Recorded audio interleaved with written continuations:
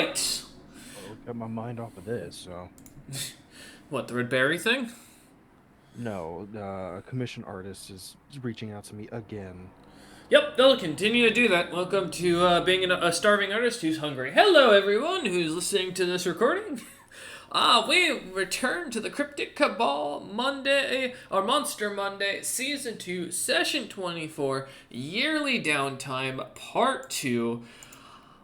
Well, with the date, because I forgot to add this in here, being the 12th of the Forgotten, being October, and the year 65009. We are getting so much closer to the big war coming in 9 years. But as you lot have been on the scene, let me catch you with the fucking what happened last time. Goddamn, I'm all over the place today. I'm trying new coffee. I do apologize, guys. I'm a little energetic right now. But last time we left off with you lot, we managed, or you all had decided to, instead of taking a full year of downtime, to meet with the ships, see what you could find out. And with the first 5 months of the journey, first 3 months of the journey down, the party would run into a pirate ship known as the Beheaded Troll, or crew known as the Beheaded Trolls. Let me pull up my notes from that. Okay. As you managed to not only get a parlay temporarily with the help of Azurus and Crump, the party also managed to get onto the other party's ship, managing to board through diplomatic means and kind words. Getting into managing to, I believe, succeed the will save for the most of the part, because none of you failed that will save, right? With the Thrycreen in the captain's quarters. Yeah. That's great. Okay, want to make sure. As each of you boarded the ship with the kobolds, the howling koboldkin, going inside and seeing for a moment, illusion with the Vicaret and Azurus deciding to follow in and see what was behind the illusion, finding out that a large ambush of sorts of Thrycreen was waiting inside.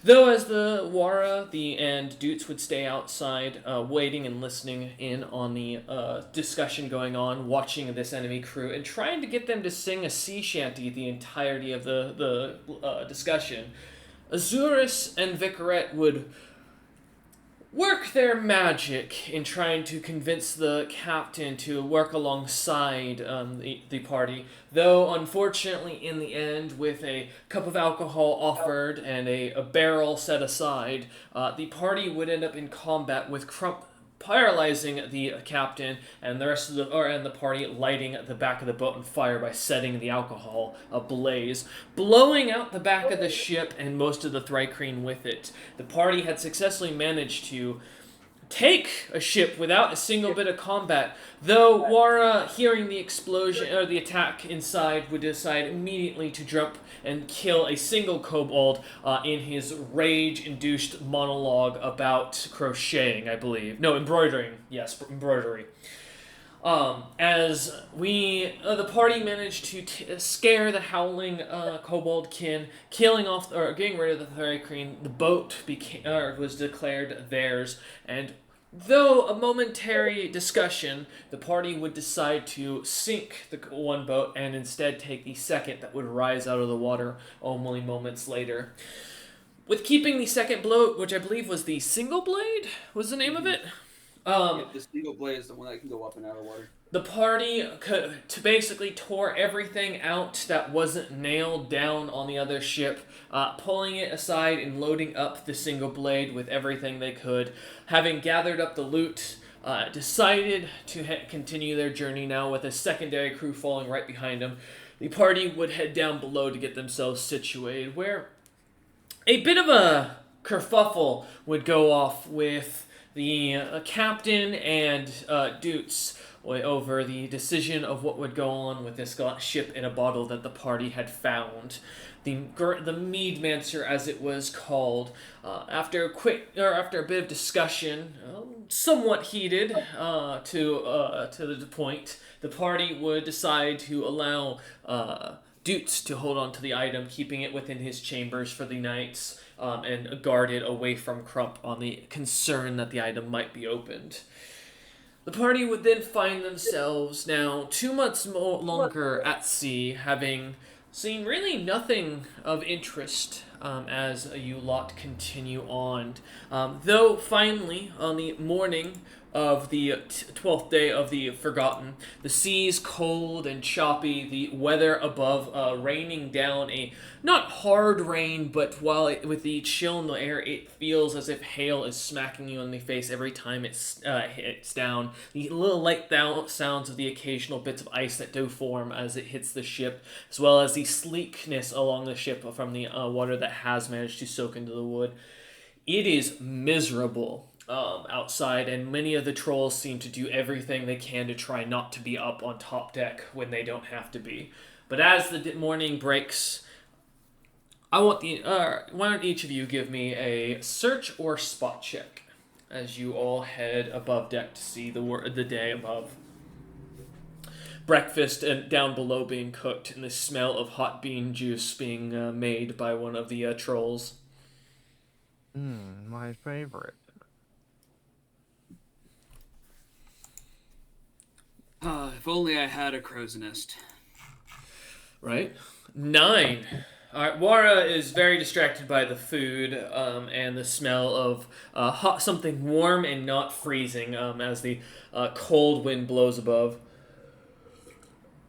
I got an 18. 18. Vikret, nice 17. Okay. And Azurus? 17 for a spot check. Okay. Between the three of you, while Wara continues to kind of enjoy the dark liquid inside the cup that he's holding, trying to stay in the doorway, the doorway up to the top deck and out onto the top deck, trying to avoid the cold and wind. The rest of you kind of venture out, looking about the deck, checking the ship, looking about the seas to see if you see land or anything of interest. As the three of you kind of step forth, you spot what looks to be a large 3-decker ship heading straight towards you with the large sigil of the Diamond Dragon upon it. You all easily recognize a sigil like this at this point. As the same sigil that you saw back at the mining town where you had all met and gathered together before taking off.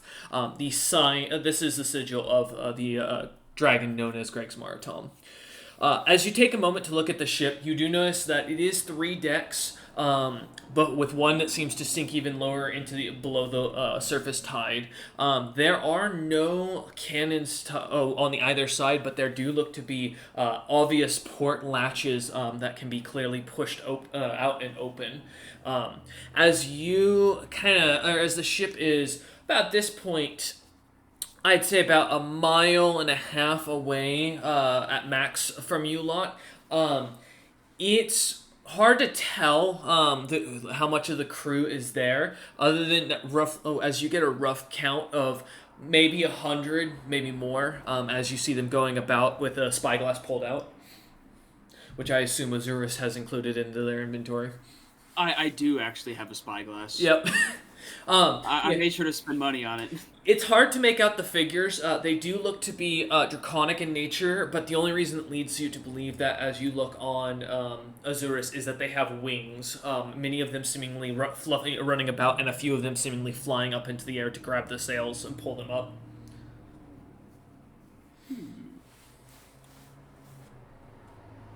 Interesting. Ship ahead!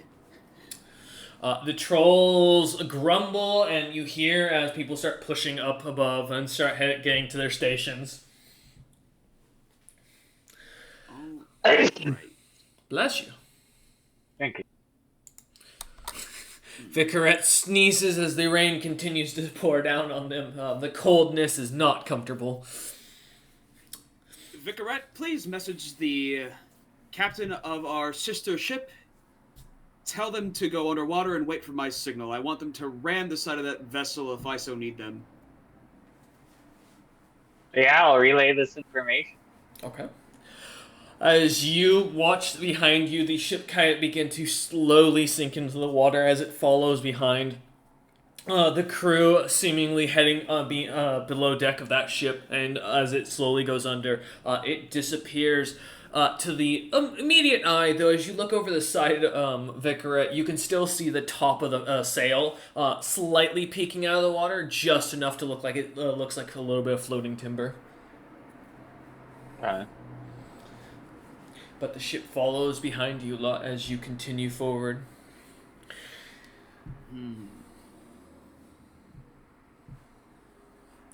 All right.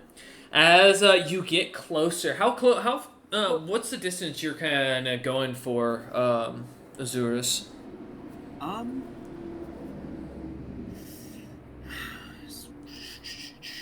Let's go with a simple 30 feet away. 30 feet away. Okay. I will, however, also say, if I can find this, actually get this spell up that I want to use, because I think it's Fog Cloud that follows with you. Am I correct in that? I'm trying to find it. Let me see. Because I thought there was one kind of like smoke or fog spell that follows the same point. Fog Cloud's a pretty low spell, but billows out for the point you designate. No, it does. It follows the wind. So Following the wind is not what we need. Yeah. Right now you are currently, as you look about, you are sailing into the wind. So this would cause the fog to go behind you.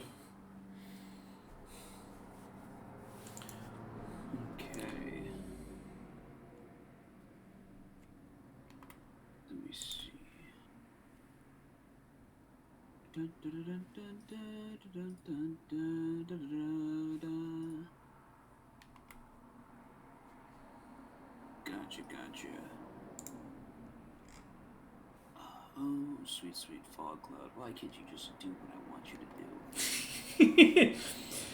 I mean, if you place it specifically on a certain part of the ship, it should, in theory, cover the ship. Oh yeah, so it billows out from the point that you designate. So the point which it billows from won't change, but it's just gonna...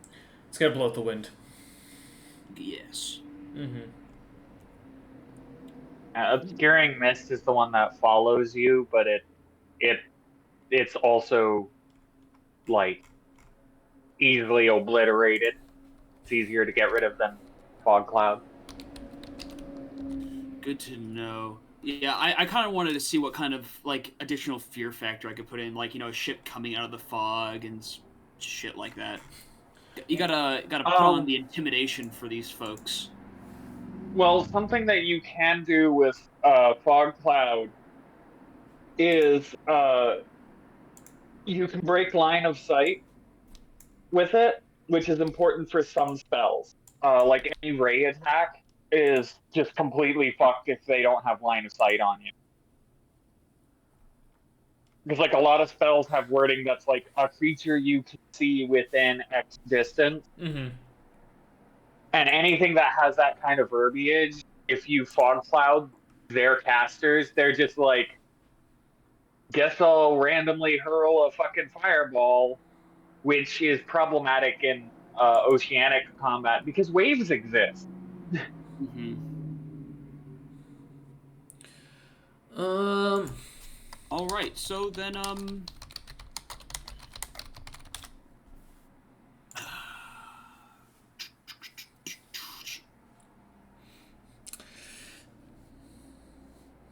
what's the plan, Captain Azurus? Well, I mean, I guess the fear factor from the skulls affixed to the ship will hopefully be something. Okay.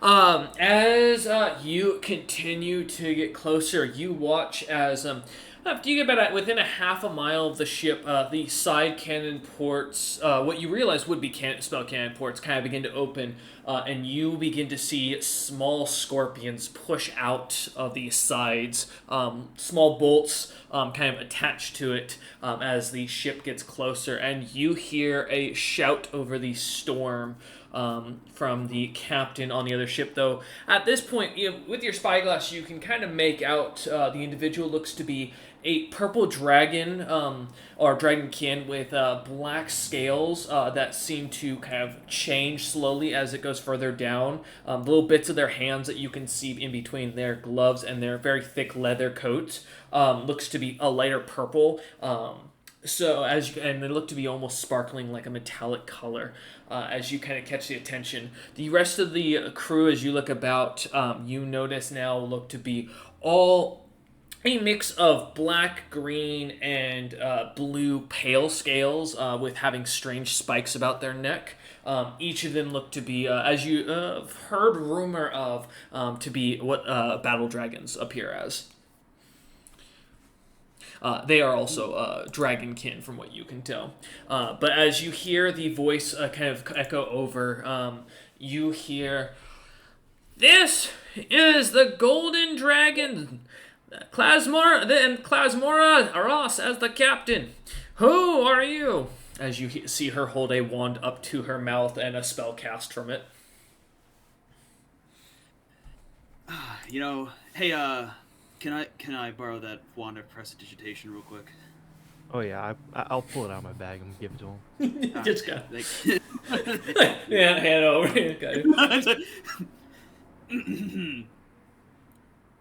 I am Captain Azorus of the Red Lady. Lay down your arms and your loot, and we will let you go alive. As you look through your spyglass to see the reaction, you can see they are... Well, actually, you know what? Give me a sense motive to see what you can tell, as they look to be all kind of almost looking at each other and their mouths agape. Many of them having their chest going up and down. Go ahead and give me a sense motive, see if you can figure out what it is. Dirty 20. They seem to be laughing at you. How far away are they from me right now? About half a mile, and closing the distance quite quickly. I will mention, as you count on the side of their ship, there looks to be about 10 scorpions kind of sticking out the side. Good. This is fine. Let me just get this spell pulled up and ready when the time comes. Okay. You're gonna... Now, just to clarify, for the rest of your party's own knowledge here as well, you're letting them close the distance. Well, can't take him from over here, can we? Okay. Be prepared for fire! Friends. Alright. Give me a second to pull up something real quick in the background. Load the catapult with pitch shot. Whatever side of the ship that ship is going to be sailing past, I go to the opposite side. Alright. Okay. Yeah, as, you, here, let me pull up this, because there's not, the list of my link broke, I apologize, so I'm, like, trying to get something pulled up in the background here. There, oh, nope, that's not what I'm looking, yeah, that'll work for the time being. Alright, alright, you're gonna, so, Captain, what are your orders, other than telling your crew to get ready? And loading the catapult. Be prepared to be boarded or bored. Okay. As you lot get closer to the the ship, ship kind of begins to go further off to the right, trying to put more space in between you as it gets to about within about 0.15th of a mile of distance from you, trying to expand to the side. Now, I gotta check. What's your catapult's distance? Out of curiosity. Let me pull up the naval code.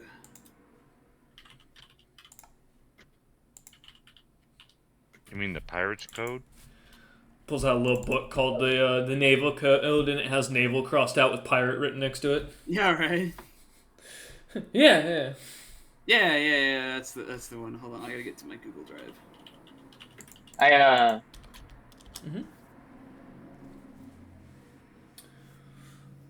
Once we're like in combat range for their scorpion, I'm going to I'm basically preparing to cast a spell called it's Stone Skin for Construct on the ship. And it gives it DR10 adamantine. That's just horrible. It's not. Well, wait. Isn't that? Wait, hold. Does that only work on constructs? The ship counts as a construct. It isn't a construct, as it's not. I think Well, let me look up. Let me make sure I'm right on this, because I believe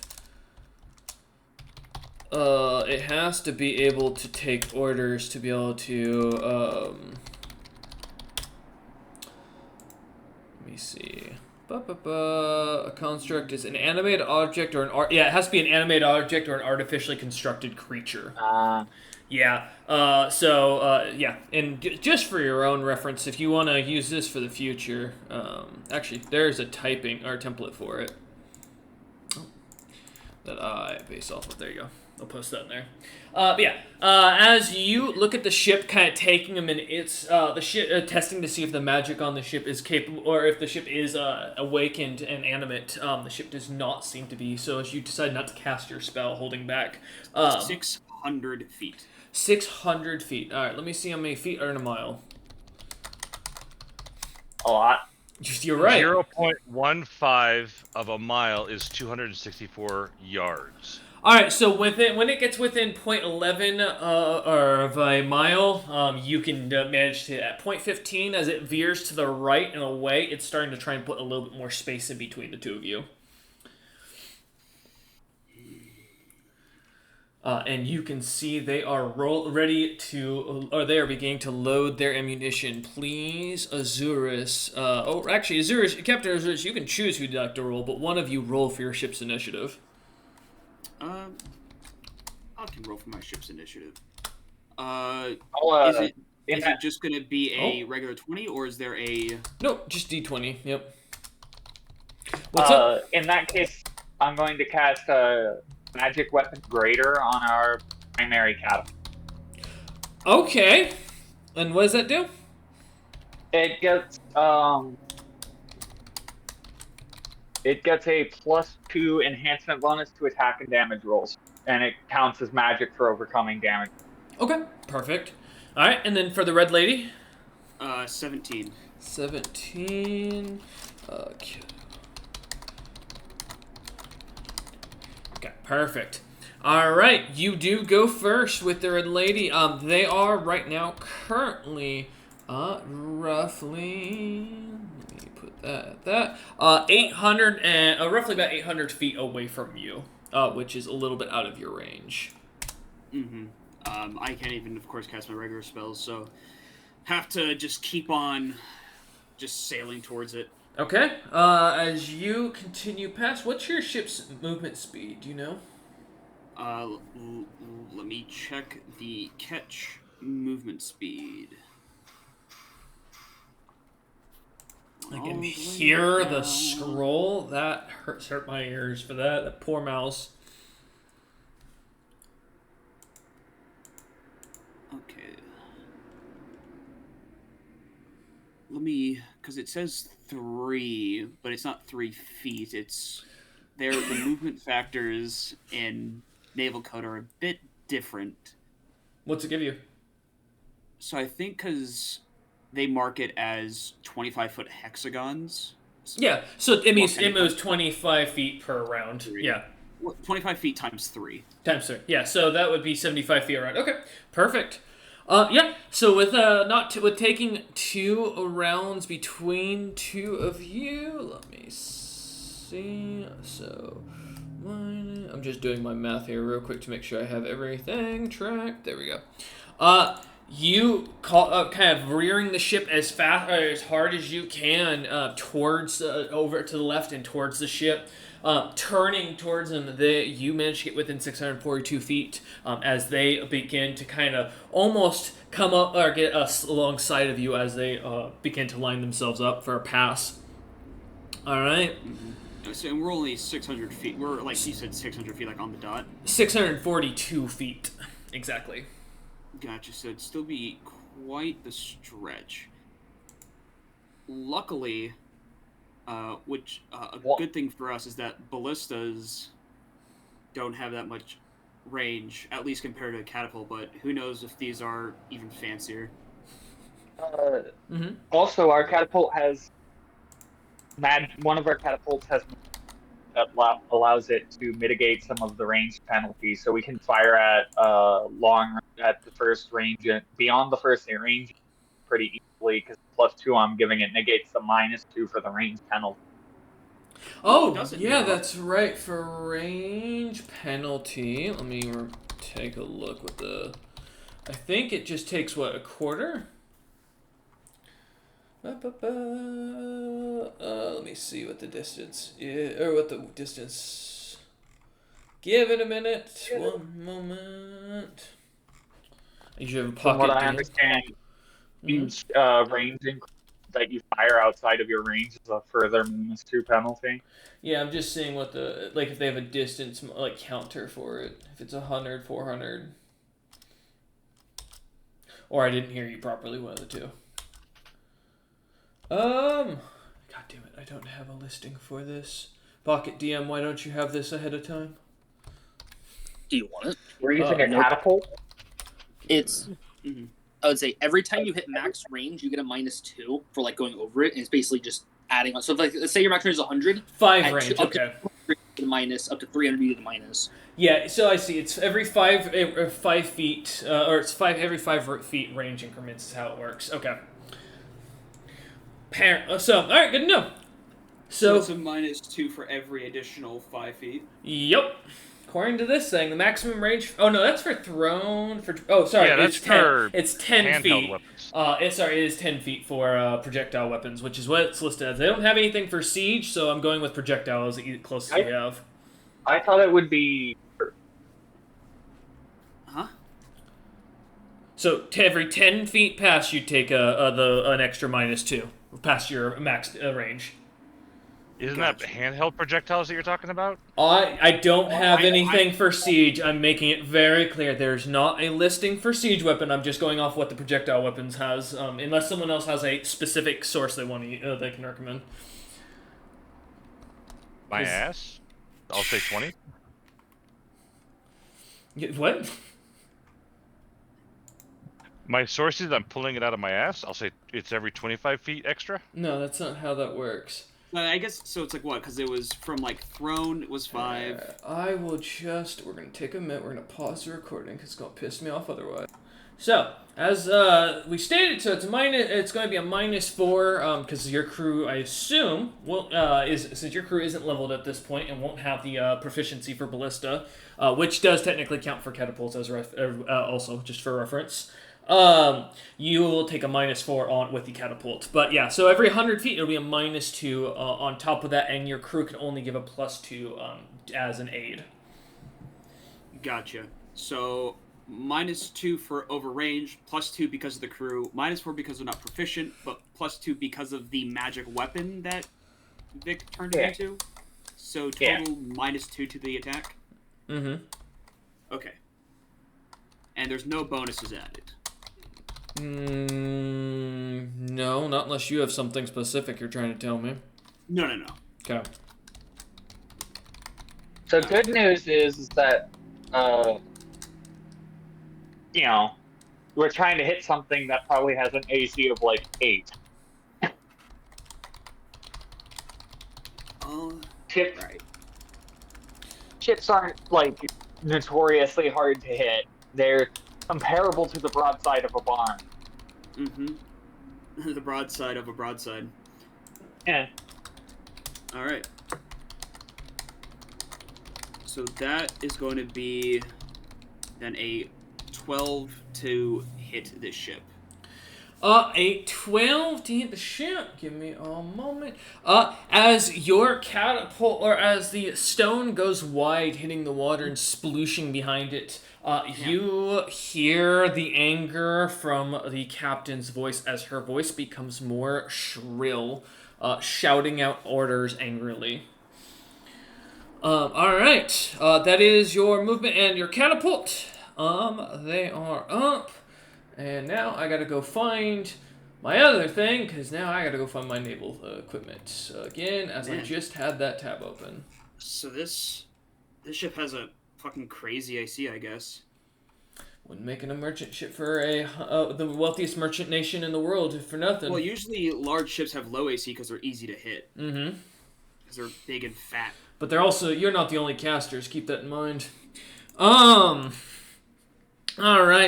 The ship does not have much movement, as she can only move 50 feet a turn at full. So she is going to close the distance slightly down to 598 feet, and is going to immediately unload with its 6 ballista.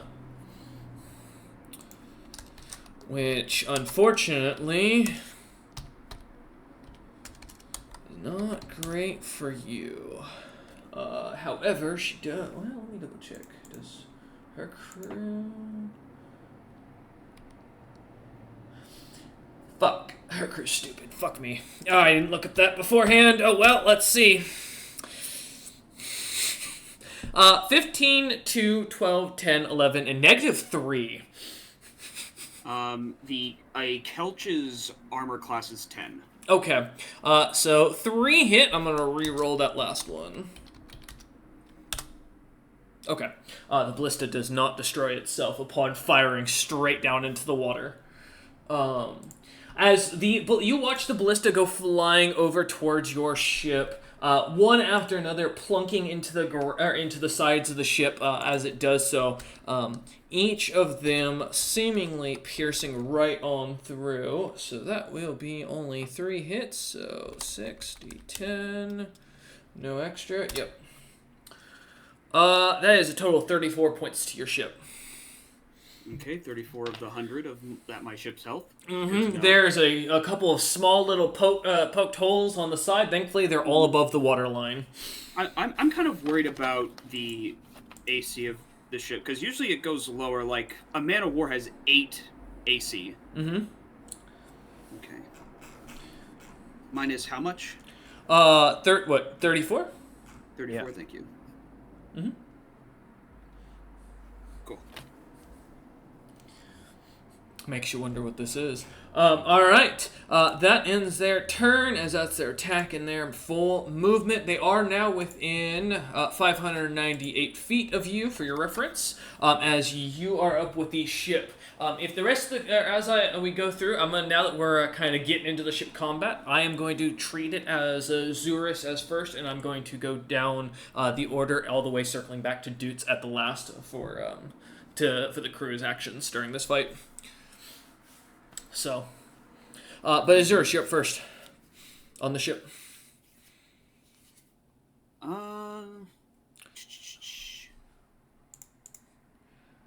I will simply use my turn to steer closer to the ship. Okay.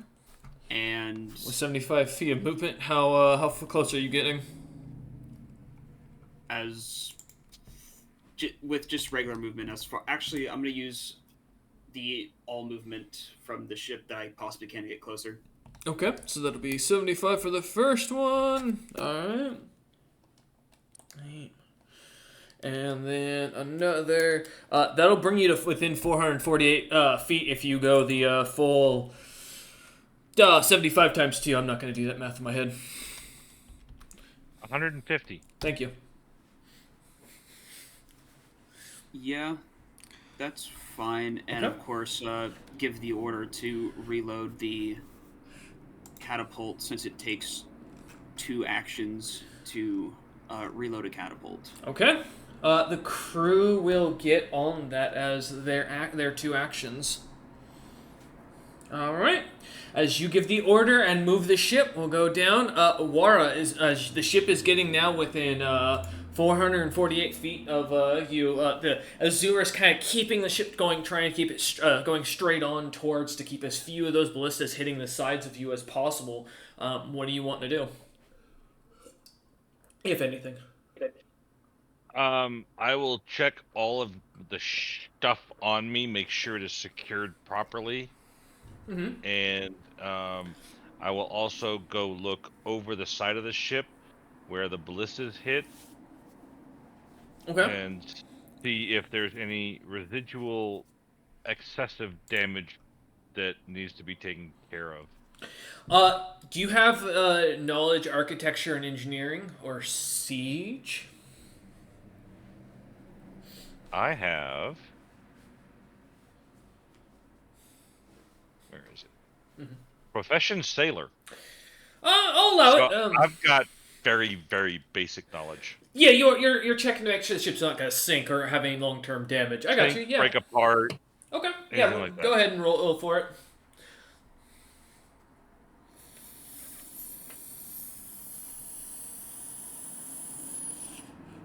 Yep, Dean.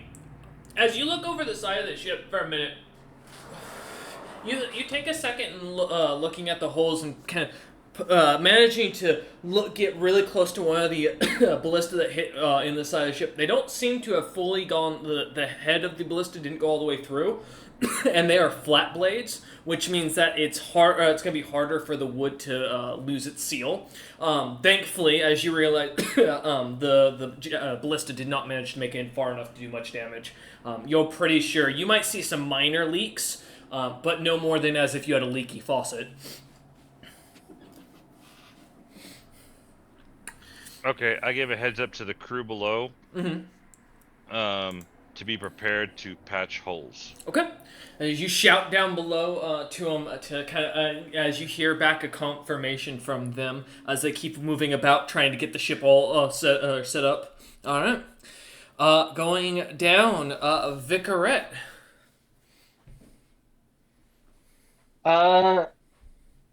They are not in range of anything that I can do, and we only have one or catapult. Yep. We have 1 catapult, but there's 2 ballistas, 1 on each side of the ship. Okay. Then I'll go cast magic weapon greater on one of the ballistas. Okay. Alright, the ballista begins to glow, the bolt within it seeming to do so as well as the crew kind of saying this. 2 of them seem to jump over towards the thing and get ready. Alright. Is there anything else you want to do, Vicar? As you haven't moved and as you're casting this, is there, I'll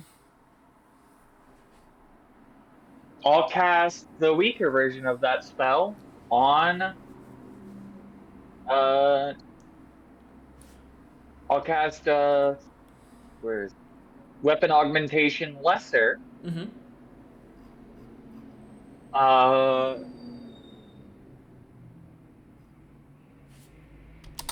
On the catapult on the the catapult projectile. Or well, which do we have a higher stockpile of? The catapult projectiles or the ballista projectiles? We have far more catapult projectiles than we do ballistas, because harpoons are more expensive than rocks. Okay, so 50 of the rocks now have the shrieking enhancement. Oh god, no, okay. Oh, we love shrieking!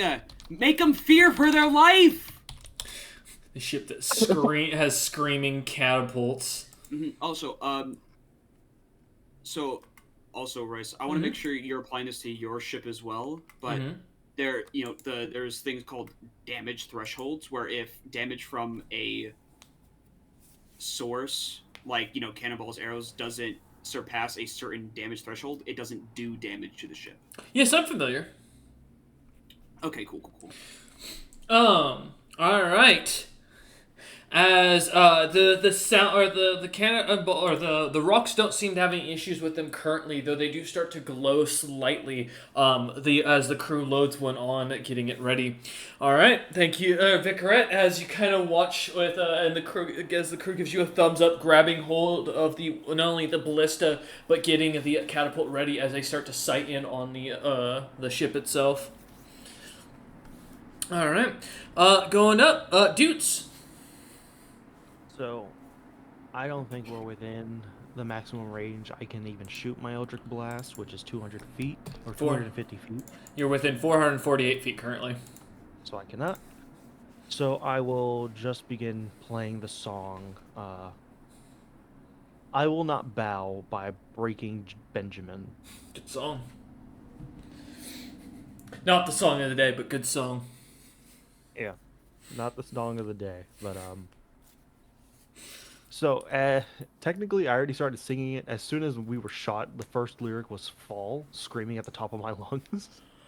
Oh, Because I alright. braced for impact. Okay. As you feel little thumps on the side of the ship, causing it to slightly rock. Yep. Alright. I need to Give me a you can perform move and- on. Oh. Yeah, I'll give you perform. I was gonna say, at least give me the check while you're looking up your lyrics. No worries. The instrumental is fine for the time being in the background. Alright. 22 perform. 22 perform. Yeah, with ease as your lute, right? It is a lute. Yeah, as your lute begins to glow, the sounds of the wind begin to pick up a chorus behind, as almost instruments sounding on the winds beginning to come join in on Dutes's play. The song begins to kind of rupture almost out from the seas as the waves start to get sharpier and the skies above get darker. As you do so, as you begin to play, the golden dragon has to reload. Yes? Dutes? Yep. Oh, okay. Oh, I thought it was Dutes that said something. I was giving him a second. I'm sorry. I am hearing everyone as a robot right now. Say again. Am I roboting to everyone else, or is it just on Dutes' end? No, I think he's just having internet issues. Okay, Yeah. that's fine. I just wanted to make sure, because if it was, I was going to be like, okay, we could take a minute. Actually, to verify, Dutes, as you start playing, is there anything else you want to do, or are you just going to focus on your music? So I'm gonna be focusing for now, but I am looking for. I want to look at one of the ballistas and see which one seems to be the most damaged. Okay. Give me a search check real quick before we move on here. 25. 25. As you take a moment looking at the 6 ballista across, you do see the last one looks to have actually snapped its string upon firing, and that's why the bolts seem to have go straight down. Even from this distance, you can see hands kind of grabbing and pulling it in and trying to look like they're moving about it for a moment, while the others still seem to be pushed out and kind of being reloaded. All right. I will also mention, as you look in, you do notice that the battle dragon kobold or dragonkin are like spinning these wooden wheels to pull the string back to reload these small ballista, these scorpions, if you will. And it looks like it's going to take them a minute. As soon as they get within my range of 250 feet, I am shooting an Eldritch Blast. Okay, I'll keep that in mind. All right. They are going to continue to try to slightly circle about, keeping at least a decent distance. However, unfortunately, they can't move that fast. Maneuverability. That's what makes a pirate ship go. Yep, but they do manage to get another 50 feet ahead of you, kind of getting about 498 feet around or away from you in total. As they start to turn again, falling off to the right and trying to escape as they are turning away. The back does not have ballista, sadly, and it can't shoot you. Let me double check something. I don't think I have. No, I do not have a spell that can hit over almost 500 feet. Yeah, I know. That's why I'm like, I gotta get closer. I can't do shit. They're going to use a second bit of movement and instead continue to put more distance between the two of you to bring it up to 548 feet between the two of you. As they end their turn, now turning out straight and starting to just try and bolt past you. They are a fat barge, and from what you're calculating, Zurus, they are only moving roughly about 50 feet every round. Mm-hmm. Hey, at some point, the lovely secondary ship is gonna come in and do their thing. Mm-hmm. Waiting for them. Mm-hmm. That's gonna be very fun. All right. As the Golden Dragon ship ends its turn, Azurus, you're up once more. Full speed ahead. All right, another 150 feet back. Mm-hmm. By next turn, the catapult will be 398 feet between you and them. Yeah. Jesus, I fucking forgot how fast your ship was. All right. As you continue at its top speed, do you want the crew to fire, or are you having them hold fire? No, this is, it takes 2 rounds. Oh, 2 rounds to load. This is the last round it has to reload. To be honest, ballistas also have the same reload time. They do, but that's what, as far as it goes, you do have your small ballista, and it's got a 500 feet? Yeah, so, I mean, I can, but there's no way I'm going to be doing damage with the ballista against the ship, and I might as well save it for boarding. Okay. For shooting the harpoons, so. Alright. And as you kind of have them continue loading and kind of zoning in their shots, as you continue the chase, focusing in, shouting out orders as the heavy clouds above you continue to thicken, the wind's getting heavier, the waves are getting choppier, and you are feeling your ship get some airtime here and there as you are chasing after them. I love it! The other ship is not, as she seems to be quite heavy in the water. She is continuing on. By the way, I definitely make sure, at least with the prestidigitation, to do the most piratey laugh as I can. Okay, as you bellow out, we'll go down on to the next person on the crew. Wara, as you shout it down below, Wara, you can hear the crew below already getting about, moving, the sounds of hammers and nails being pulled and kind of tossed about. Above, the stormy weather starting to pick up as you feel the ship is rocking heavily and actually getting airtime underneath your feet, as you even feel it drop beneath you a few times. What do you want to do? How far are we from the ship? You are currently 398 feet.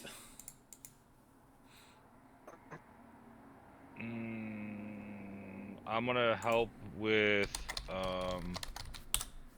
loading and prepping weapons aboard the ship. So catapults and ballistas. Okay. Till we're closer, because that's the thing I can do. You could take control of a ballista and do your own thing if you wish. It would give rotating fire at that point. I guess it would let you kind of choose what your targets are and use your own attack on it. What's the ballista's distance? 500 feet at the longest, 225 middle, and then I think it's 125 roughly at its shortest distance, where it's got the most power. What could I possibly add to it? Basically you're to hit. The crew does not have a bonus on any of on the ballista. Ballista gets an intelligence bonus. So if you're intelligent, if you have an intelligence modifier, you get a bonus to using it. Me and my crew of wizards. Yeah, I was gonna say all the sailors are on average an average intelligence, which means 8 to 10. So meaning they either get a 0 to -1. Vicrat is hanging close to the enchanted ballista because I actually do have a good intelligence modifier and a base attack bonus. So they're gonna have a 58. Yeah, there's two. There is 2 technical ballista. I believe it's 2 crew members per ballista. I think so. You both could work the ballista to make it more efficient. One person loads it. Yeah, you could do one person loading, one person using and move it or shooting. Yeah, because I'm gonna if I man a ballista, it's gonna have +6 to hit unless I get wait, yeah, +6 to hit, and then manning because of the enchantment, it goes up to +8. Mm-hmm. The only thing is, remember, just as a note, you do have a misfire chance with ballista, well, with all these weapons, so you do have to roll every time. If you roll a 1, it's a misfire. Mm-hmm. So I would add my intelligence bonus and my base attack bonus? No, just your intelligence. Oh. Because it's a siege weapon. Just your intelligence. Okay, so Vicaret's firing the ballista. I'm loading the ballista. Okay. As you do it, when you load, I'll have you roll to see if you can speed up the process, to see if you can do it in a single round. But in theory, since you guys can move 2 rounds, yeah, okay, that works for me. All right, you get next to it. The ballista's already loaded. Yes. That means the ballista's loaded now. Yeah. That means I'm holding my action. Okay. You're going to hold on to your action kind of with a bolt in hand, ready to reload or retoss it in when the thing fires and help pull it back. Okay. Yep. All right. I assume Wara will be the one to reload just because of the strength score difference. Okay, perfect. Then, all right, moving down then as Wara holds his turn. Vicaret. As you see the 2 troll crewmen kind of back away as Wara kind of steps over and kind of grabs one of the bolts and looks to you to get a hold of the ballista. The 2 trolls kind of step aside and go back to grabbing some rigging, helping out with the sails. Now, I do have 2 screaming bolts, so you could use one of those. It's true. I would rather keep the directly enchanted bolt. For situations where I have to hold my second level infusions. We have 50 infused screaming or shrieking. So, and those will go away at the end of the Mm-hmm. Gotcha. All right, cool. So I'm just gonna so I have +6. I don't get my proficiency going. No, because not unless you happen to have the ballista proficiency feat, which I doubt, but never know. Yeah, the best I've got is knowledge, architecture, and engineering. So, No, and a lot of it. not in this case for this situation. So it'll be just a D20 plus your int modifier. Plus the 2 from the enchantment. Yep. Yeah, I was gonna say plus all your magical bonuses, basically. Yep. 20, that hits. What's the damage on this fucking thing? 2d10. 2d10 plus 2. And it's magical, so it overcomes DRs. Yep. Aww. Oh wow, that's just the dice. Wow. You know, Vicaret, as you kind of aim at the ship, you look, seeing the captain's quarters windows and thinking quickly that you might be able to get a shot on the captain, aiming in on what you see as a glimpse of what you think might be a chair. Aiming at it, you watch as the bolt goes slamming and just hits right below the window line, piercing into the side of the ship slightly as it lands, looking at it. You missed your target, but you hit the side of the ship, watching as it seems to no one seems to react from within for a moment, as the bolt just sits kind of hanging off. Hey, at least you can hit the broadside of a broadside.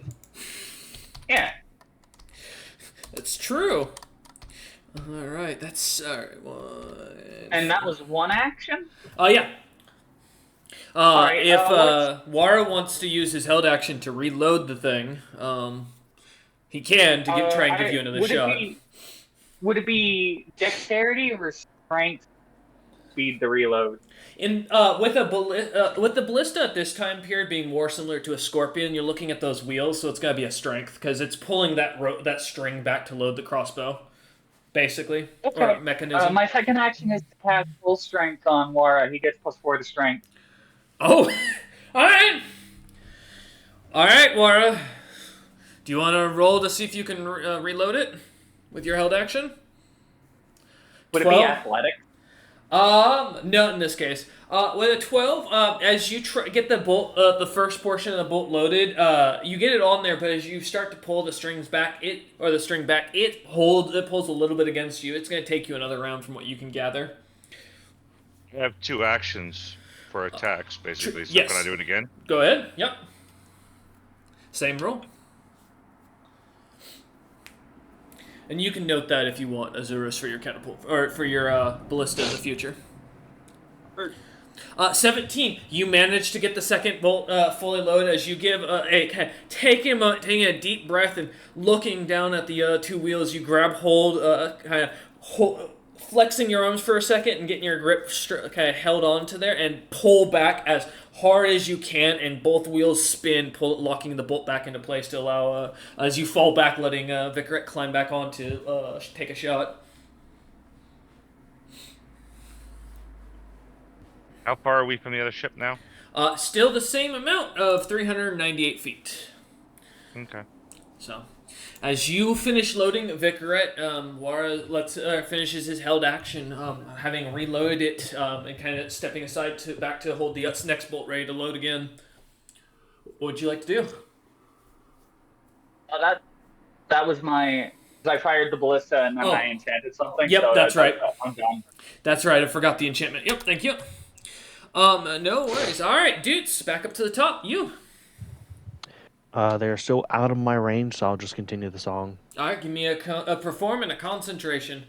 Oh, also, for note, and I guess I did just forget. Wait, no, you rolled a 20. Did you roll a dirty 20 last one, or nat? It was a dirty 20, or Okay. sorry, it was a 22. There was no nat or anything. My modifier just went past it. Oh, okay. I'll keep that in mind. Okay. All right. Perform. I got a nat 1. All right, give me some concentration to see if you can recover from this quick flat note as your voice cracks loudly into the skies. Yes. The raging weather isn't good for his lungs. No, the I wind's gotta- catching him. It gets an ice cube stuck in his mouth from the hail coming down. I got a 17. 17. As you kind of recover the singing, the ocean seems to almost kind of give a bit more of a toss to the ship as you feel the ship rattle around you. The deck being tossed side to side as the ship lands from catching air once more. But you manage to recover from the flat note or the cracked voice as you kind of get the song going. If you'd like to sing your lyrics, you're more than welcome. I think I'm gonna simulate hold your off. voice crack. Let me hear what a natural 1. Okay, I'll at least do that, but I can't be doing heavy singing. My niece is trying to sleep. Oh, don't even bother, dude. 100%. Don't even do that. Yeah. Yeah, no, I can at least like talk it, but I can do the voice crack. So it was gonna be at this point. I don't want to change No. the world. Yeah, finishes it out, and I can lets the music play through for a moment as he recatches himself. Bro, you got the whole crew looking at you now. They are, as they look on in amazement and shock. All right. I shrug. As you continue singing, the Golden Dragon ship is going to finish its reload from its crew and continue to move its 100-pound ass 100 feet forward to get you away from it. Stop running away.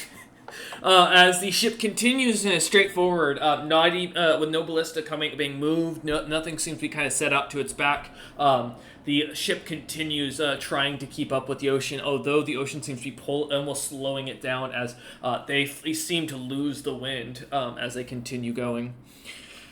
Ending their turn. All right, back over to the Red Lady and Azurus. Full speed ahead. All right, that will put you as you start singing back to 348 feet.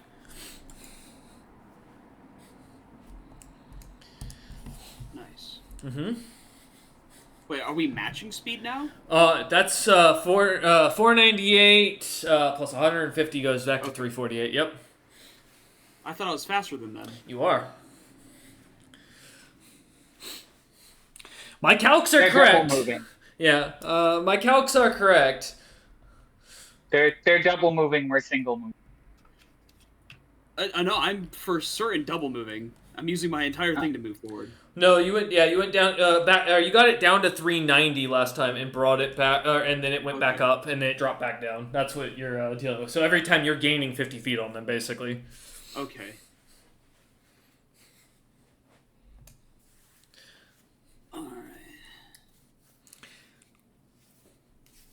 Yeah, right? Because, what, it's, I think my ship has 75 movement for one set of movement. Yep, you beat them by about 25 feet, or 25 feet of movement. Gotcha. Yeah. So if I do it 20, yeah, we're good. Very nice. Well, however, the catapult is ready to go. Mm-hmm. With its screaming shot. Yep. Fire the catapult! Uh-huh. Alright, and to be fair, it honestly doesn't really matter if it hits or not, because all I care about is the screaming effect. Yep, the frighten. Mm-hmm. So just And for the the hell of it. +2. Yeah. Well, because we're close, right, I think it's now just a flat roll. With the combination of the pluses and minuses. Yeah, yes, because you're within range now. Mm-hmm. So now that's just a 16 to hit. Alright. And remind me, that does hit. Remind me, is Screaming Frighten? I forget. Let me double check, because I know, actually, Vic, do you already have it up since you're the one who put the enchantment on it? No, I just remembered that it was a low enough enchantment that I could do what I did. And then... Gotcha. Let me look it up then. I've got it here. It is. It's normally caster. It's 10th level or caster level 10. Oh, that's right, artificer. Never mind. No, it deals 1d6 points of bonus sonic damage on a successful hit. Because I know it. They also inflict damage on within a silent spell. Is the big bonus to them is they basically ignore silence effects. Because I'm certain there's a fear factor to it as well. When fired, forcing all enemy wielder within 20 feet of the path of the bolt to succeed on a DC 14 will save or be shaken. This is a mind-affecting fear effect. Is the one that I was sent a long time ago. I'm just looking at what's on mind. Well, that's the definition of a spell. I think shout. The screaming bolt is the enchantment. So instead of a bolt, it was put on the rocks. Yeah. So well. Screaming, as an effect, again, is just a d6 point of sonic damage. That's not what this says. Let me send you the link. I don't know why you're using Screaming Bolt. That's not the enchantment. The enchantment's Screaming.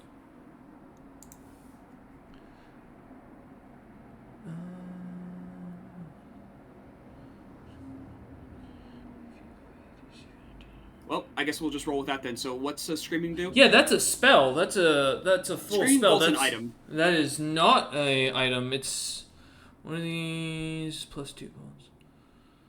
Oh, okay. I see what you're talking about. Yeah, it's an item. It is not the spell effect. The enchantment effect for reference is this Screaming, which is what you get from it.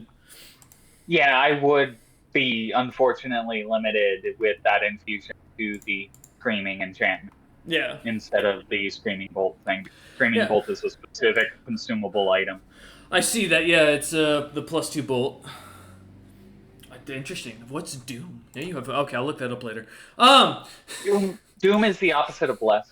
Oh, okay, cool. I'm gonna have to use that up later. All right. Yeah. So yeah, like I mentioned. So yeah, Screaming just gives you an extra d6 points of extra sonic damage on a successful hit and goes through silent spells. Because the big benefit is it breaks concentration on silent spells typically. Excellent. All right. So then we'll roll with that. I'll roll the damage from the catapult damage itself, and then I'll roll the d6 afterwards. Mm-hmm. Alrighty then. So we've got 2d10 to rock with. Yup. Wait, catapult's on... Oh, wow, that's right. 10 plus a d6 sonic. Still. So 10 bludgeoning from the catapult. Okay. Well, it's also a +2, so... Right? Yeah. Am I correct? Yep. So 12. Mm-hmm. And then as for the... It's a d6 sonic damage, right? Yes. Yep. 5.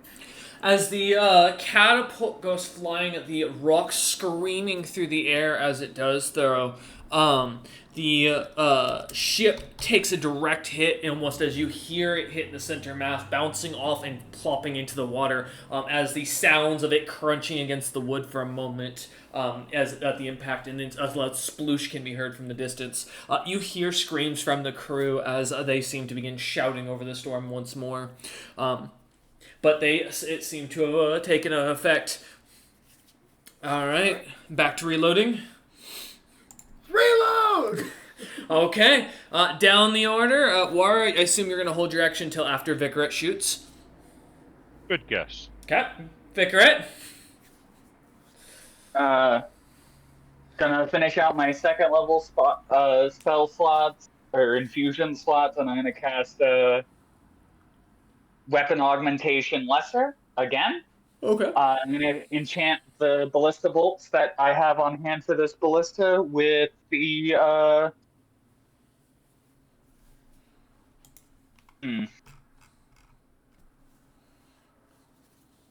let me. The knee jerk is to do flaming, but that's probably a bad idea. Well, I mean, technically, most ships, for Vicaret's own knowledge, would be designed or would be lacquered with like protection on the top deck of the wood, where it's going to be most often exposed to lamps and stuff like that, with more fire retardant like lacquer. They're not going to just walk around with a fully easily lit aflame ship.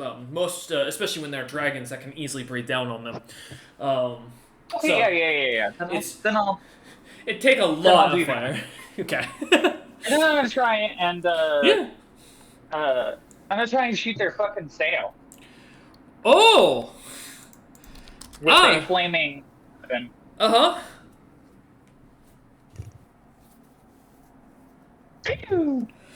That hits. Even with the cold shot penalty.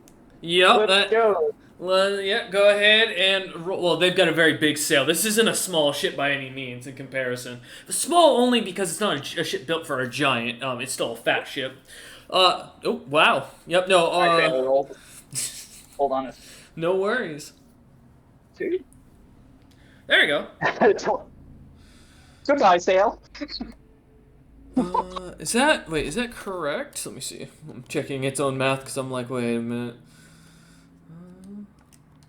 Yeah, okay. Yeah, as the sails begin to burn, you hear shouts from the ship as the sail catches fire, screams of warning and concern. As you look on Azurus with your spyglass, you do see the crew, it seems to be trying to wave at you and trying to flag you.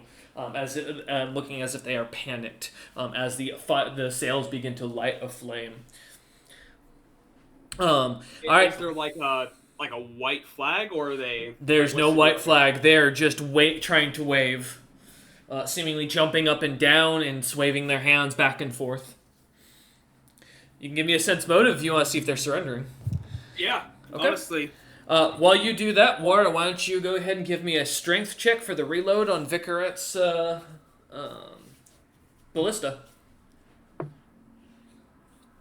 23.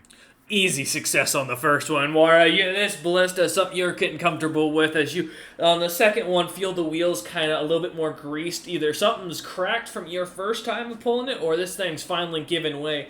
But it, like butter, pulls with ease as you manage to get reloaded in one go. For my second action, okay. I smack Vicaret on the back going, "Good shot, mate!" Alright. You had the sun like smack on your back, feeling yourself pushed a little bit forward as Wara says this. Your bull rushed 5 feet into the water. Do you know how to swim? No, you die. Roll the character. Vicaret in their head, though Wara cannot see it on their very solemn face, the contemplation of bull rushing you into the water going through their head suddenly. Oh, alright. And with the Azurus, with that, you as you look over to the other crew, it looks as if they seem to be in a panic, but there is not fear on their face, or the fear on their face looks to be for you, as you realize, not for them. So be it. All right, you know what? Actually, hold your fire. The crew kind of holds on the catapult, setting the rock off to the side.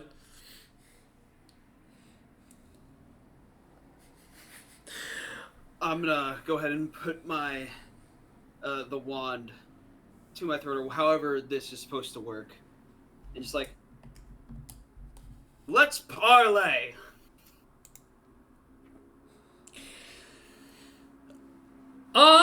Everyone give me a spot check that's looking over towards the big ship right now. Mm-hmm. Check. Oof. 10, okay. Oh, not 20. Nat 20. 18. I'm less good at spot than I am. That's fair. 7. Alright, yeah, Wara and Vicar. Oh, easily. Yeah, Wara and Vicaret kind of focused on the ballista, as well as Vicaret still feeling the little imprint on their back, or the like red mark on their back from being smacked on the back and told. Yeah, I'm just casually like already aligning the ballista to like shoot the enemy's ballistas.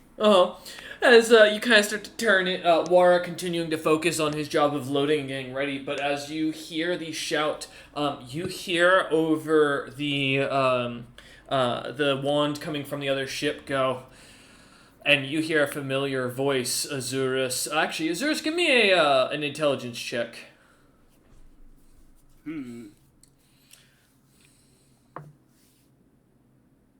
14. Okay. As you hear the bardic, elvish, slight tone to it, a singing, tall, an Amazonian-looking woman standing about 15 feet tall, wearing full, what looks to be plate, is walking over to the side of the ship. As you hear her shout out, and you recognize the same statues from Greg's Maritom's lands. Who the fuck is touching my boats? Who is this?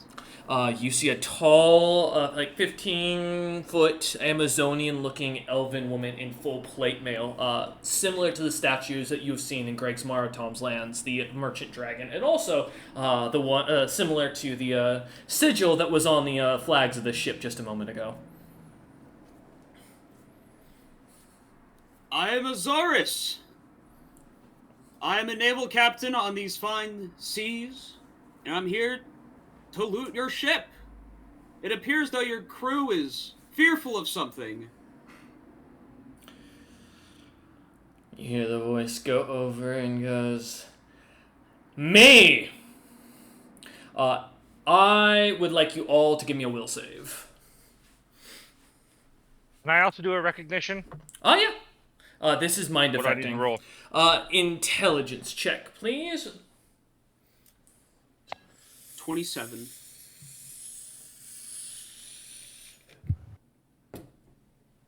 $13. 21 for the recognition check. Okay. This is my 19. recognition check. Okay. 19, trying to figure out who that is. Okay. This is And my you ask will. for a will check? 24. Yes. Or So far, only one of So you has succeeded. So do I recognize Greg? You, Dutes, and Wara, you do recognize, this looks to be Greg's Maritom's, alternate form. For your own knowledge, for the little bit of the news you heard back at the tavern in the, miners' town, there should be, a supposed, massive global world leader meeting coming up soon. He should not be here. Yeah, For what you know. is what I say as the will save is failed. Azurus. Dutes, what'd you get for your will again? Remind me? I got a 13. 13, so you failed. Was it Azurus? What was your will save again? 27. Okay, so Azurus is the only one who succeeded. Okay. All of the rest of you, 24 fails? yes, are find yourself suddenly charmed, and suddenly feel almost as if you are pulled to protect the Amazonian elven woman at all costs. I'll put my hand on Azurus' shoulder. I'm forced the ballista to aim away from the ship.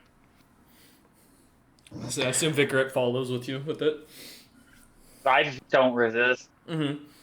Captain, I think we made a grave mistake, for that is the grand Greg's Marathon. And What do you mean, and? This is one of the most fascinatingly beautiful world leaders that ever graced this land. I happened to work with them recently back in one of the Great War, fought in their Great War. dudes, I swear to the gods below. If you're not charmed and this is blatant insubordination, I'll have you flayed alive.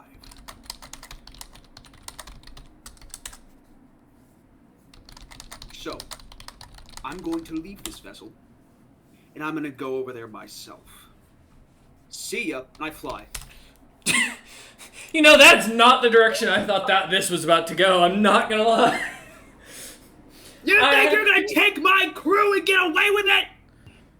I'm coming for your ass!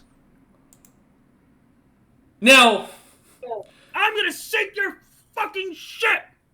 No longer need sense motive. I'm going to roll my sense motive. I need to roll my sense motive as well, just before Azurus went flying. I've lost all need for it. I'm charging a Eldritch Blast. Ooh. Well, Yeah. I'm at the bow of the ship, and Azurus was at the stern of the ship, so that's a big distance. I'm just gonna pull up old Gregsy's character sheet real quick. I didn't expect to have to swap down to fly with this today. Well, Yeah. I failed the sense. I don't have any of my combat ones, so I'm a non. I could shoot him with the. You can't attack him. You're charmed. No, I can attack Azurus with the. Oh, I'm you could. compelled to. Yep, Now- and I help. I'm gonna ask Azurus. Do you shout this out loud as you fly towards Greg's Marathon? I want to ask this as someone who has the common sense to realize that a target who is capable enough to put an entire crew in a single snap of their fingers under their magic is not something that is common, Azurus. This isn't something that people just walk around doing. This is that'd be magic on the power of a world leader or a high-ranking knight or adventurer. Like, this is someone of legend, most likely, to your own knowledge. Okay. So, If, say, a pirate decided to attack them, what would happen if they surrendered? like, Azur, if the pirate surrendered or if they Yeah. surrendered? I mean, in theory, it depends on the individual. Your role didn't give you any information about the individual other than the fact they're depicted constantly as statues of back in Greg's Maratom's lands. Given that would mean, and what you would know from the world news of him being a very egotistical and focused individual in himself. I mean, this person obviously must be important to him. You'd have to kind of put how your character might surmise from there. I just want to put out there that common sense as a character, you know this person is very powerful, like dragon level powerful.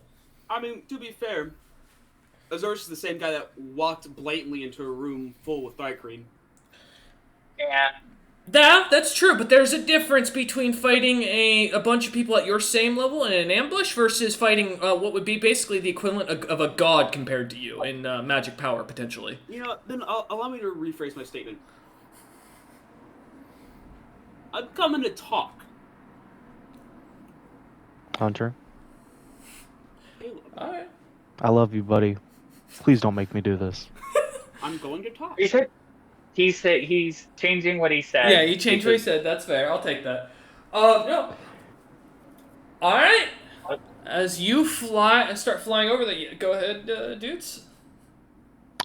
Can I sense motive of his intentions? Of Azurus? Yeah, sure. Yes. Azurus, give me a diplomacy check. Versus Dutz's sense motive? Only a 9. Okay. Unfortunately. 19. 19. I mean, are you telling the truth that your intentions are to talk? Now, listen. Fully to talk. Okay, I was gonna say, listen to the words I specify there. Yeah, I am still aiming at him with the ballista. Okay, kind I of will keeping a drop show. my hand. Okay. All right, as Azurus kind of begins to if I remember right, your flight is what? Is that from your flight? Yeah, is that from your... Genie. That's... Oh, because you're a genie. Yes, I forgot about it. I was like, that's not your item. Okay. Yeah, as you begin to kind of like basically step into the air and just walk over... and slowly and kind of with a purpose walking towards them as stepping into the air as if there were stairs and a floor there. You head over towards the ship as it seems to kind of slow its speed. As you get closer, your own ship beginning to kind of slow its speed and follow at a drift behind. You see the large Amazonian woman kind of just stands there watching as you get closer to the ship until you come aboard. She kind of looks at you for a moment, looks you up and down. Remind me, how tall are you? How tall are you? I am 10'6". 10'6". You are looking up at her as she looks you up and down. She kind of takes a minute and waits and stares at you, kind of almost with a look on her face. As her face is fully uncovered, her ears very clear to show the elven features. Her eyes being an obsidian, almost black. Her hair being this long, blondish coloration that seems to have blackened tips at the end of it. She looks at you kind of expectingly, while the rest of the crew stands about 30 feet back as you count roughly about 100 crew members. I'll do an honorable, 45-degree angle bow. I assume you are the captain or proprietor of this vessel? I'm the owner. This is my ship, my crew, and who's the pain in the ass that I have the joy of addressing? I am Captain Azorus of the Red Lady. I know when I am up against a foe far greater than my means, so I would like to put forth a apology for attacking your vessel. It's no secret, we are pirates. Found a fat and slow vessel wading through the water. Thought we can take it. We probably could have too if it weren't for your presence. My ego got a hold of me.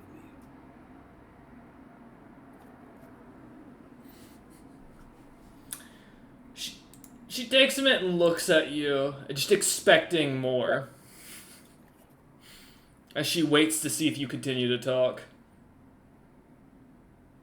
I don't need to explain myself.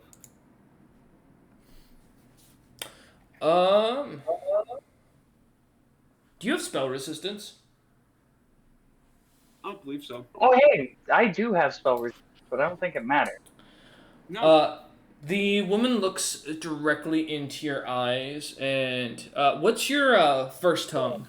I know it's not common. My first tongue. Let me see. Let me look at all my languages that I know. What would the hags speak? I think it's actually called hag speak. Funny enough. Would it be? Okay then. Well, let me confirm. Like I said, I'm not 100% on that. Sylvan hag speak. It is literally called hag. Yeah, it's called hag. Oh. It's widely also referred to as Anis, which is another language. Gotcha. I don't have it listed, so for the hell of it, we're gonna just say. Giant is also another common tongue of hags. Let's roll with Auckland. Okay. I mean, I have so many. I think racial languages that you get from being a genie is what Auran and it's your Ignan? primal languages, primordial languages. So I guess one of those the primordial languages of wind or fire are both languages you get. So you begin to hear the fire burning around, almost as if an inferno is blazing around you. You are told something, and as you hear the language begin to speak and get darker and deeper, there we go. Now they're deafened. You hear the words in Ignan say, "You will now destroy and eliminate the entire naval force of Regan Utham, at the behest of Regan Sunna. You will not know, and nor will you ever speak of this mission to any of those aboard your crew or anyone that you meet on the material plane. I will have you continue this until you are dead, or your next of kin will take the mission. Do you understand, Captain Azurus?" As you find yourself under a magical effect. What's this magic like? This is compulsion and mind affecting. This is a 6th level spell. No save or there's no save. I had to check. Gotcha. So is it I have to say yes? You basically, yeah. If you understand, yep. This can be broken for your own reference, but you don't know from what, nor do you know what the spell he's casting is. Gotcha. Would you mind just sending me the his command so I can figure out a way to walk around it later? Mm-hmm. Yep. I'll give me a minute. I'll take care of that in the background. Mm-hmm. In the meantime, fine. I'll do as you wish. But just know, I don't like being chained. And the first chance I get, I'm breaking it.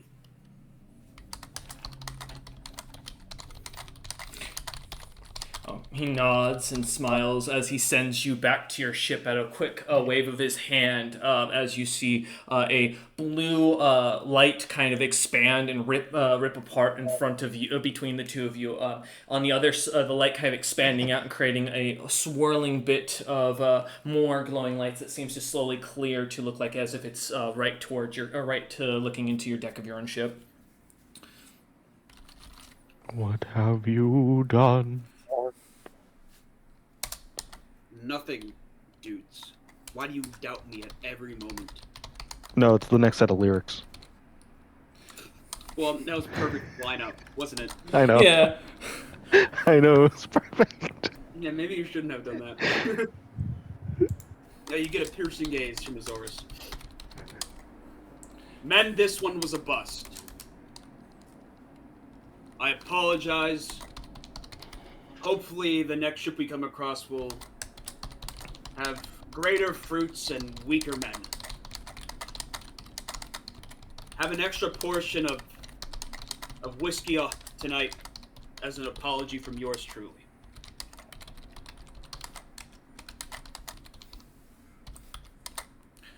As you hear the crew shout in excitement and cheer and overall, they all begin to head below deck almost immediately as you hear glasses being poured out and everything. I immediately go to my quarters. All right. As you kind of turn and head to your quarters after that. Before doing that, Vicaret, call the other captain, bring him up next to us. Am I still charmed? Technically, you are all under charm until the concentration is broken by the individual, and he has not broken his concentration. So you are still compelled not to attack the other ship. I look where the ship is. Is fascination one of the keywords to that spell? Am I fascinated? Like, does it break concentration, basically? Well, wait. Sorry, what? Does the charm effect that Greg Smart used break concentration?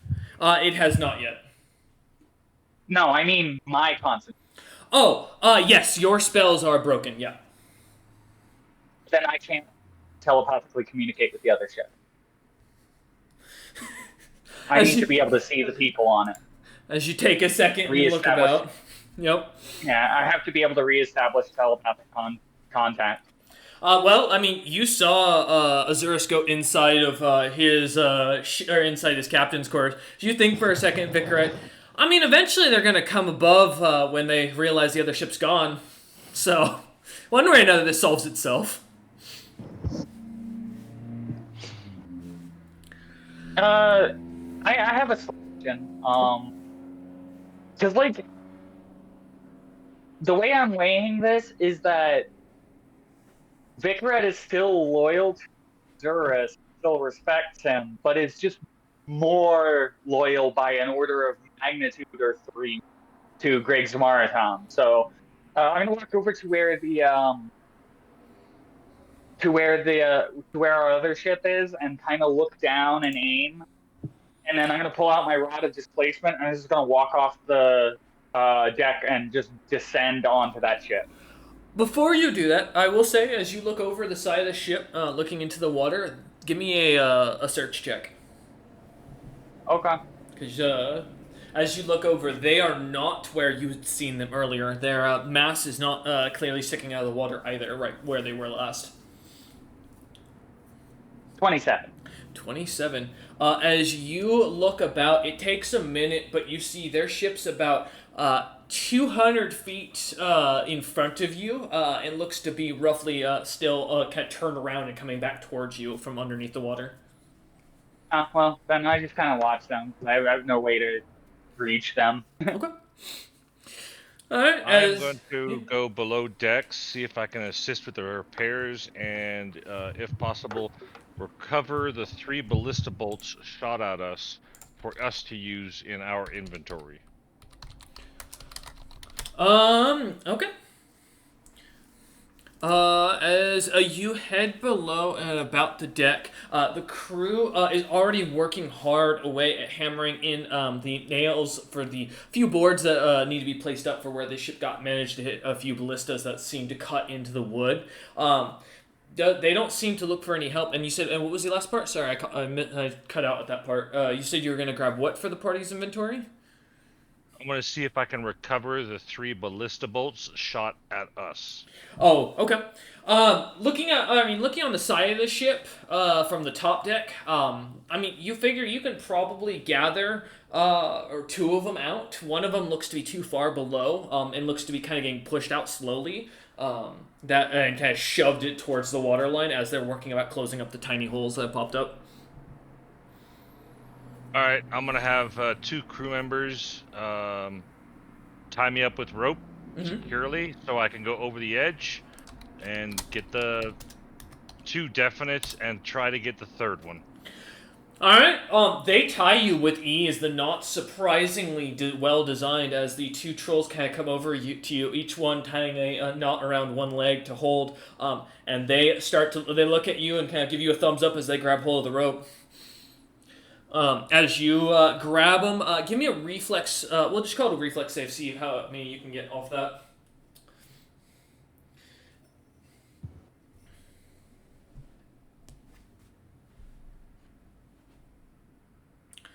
$144. I don't. Damn, that's a hell of a reflex. Whew. I mean, that you definitely succeed. I think with that kind of a reflex, you managed to, stump God. Yeah, I rolled a 1d 209. Yeah, see that? Damn. Kind of an average roll for a 209, but hey. That plus 10 helped, Helped 14. A lot. No. Yeah, you managed to lean over and grab the first 2. The third one, as you watch, as you kind of try to lean to grab it, you hear the thud from a hammer smacking, and as the bolt kind of gets shoved out with that last smack, you watch it go slinking into the water. All right, I yell to the 2 trolls, "Pull me up!" They immediately do so with ease, pulling you above deck. All right, and then I put those 2 ballistas back in inventory with the Ones that were shot. All right, add that to your ship notes, Azurus.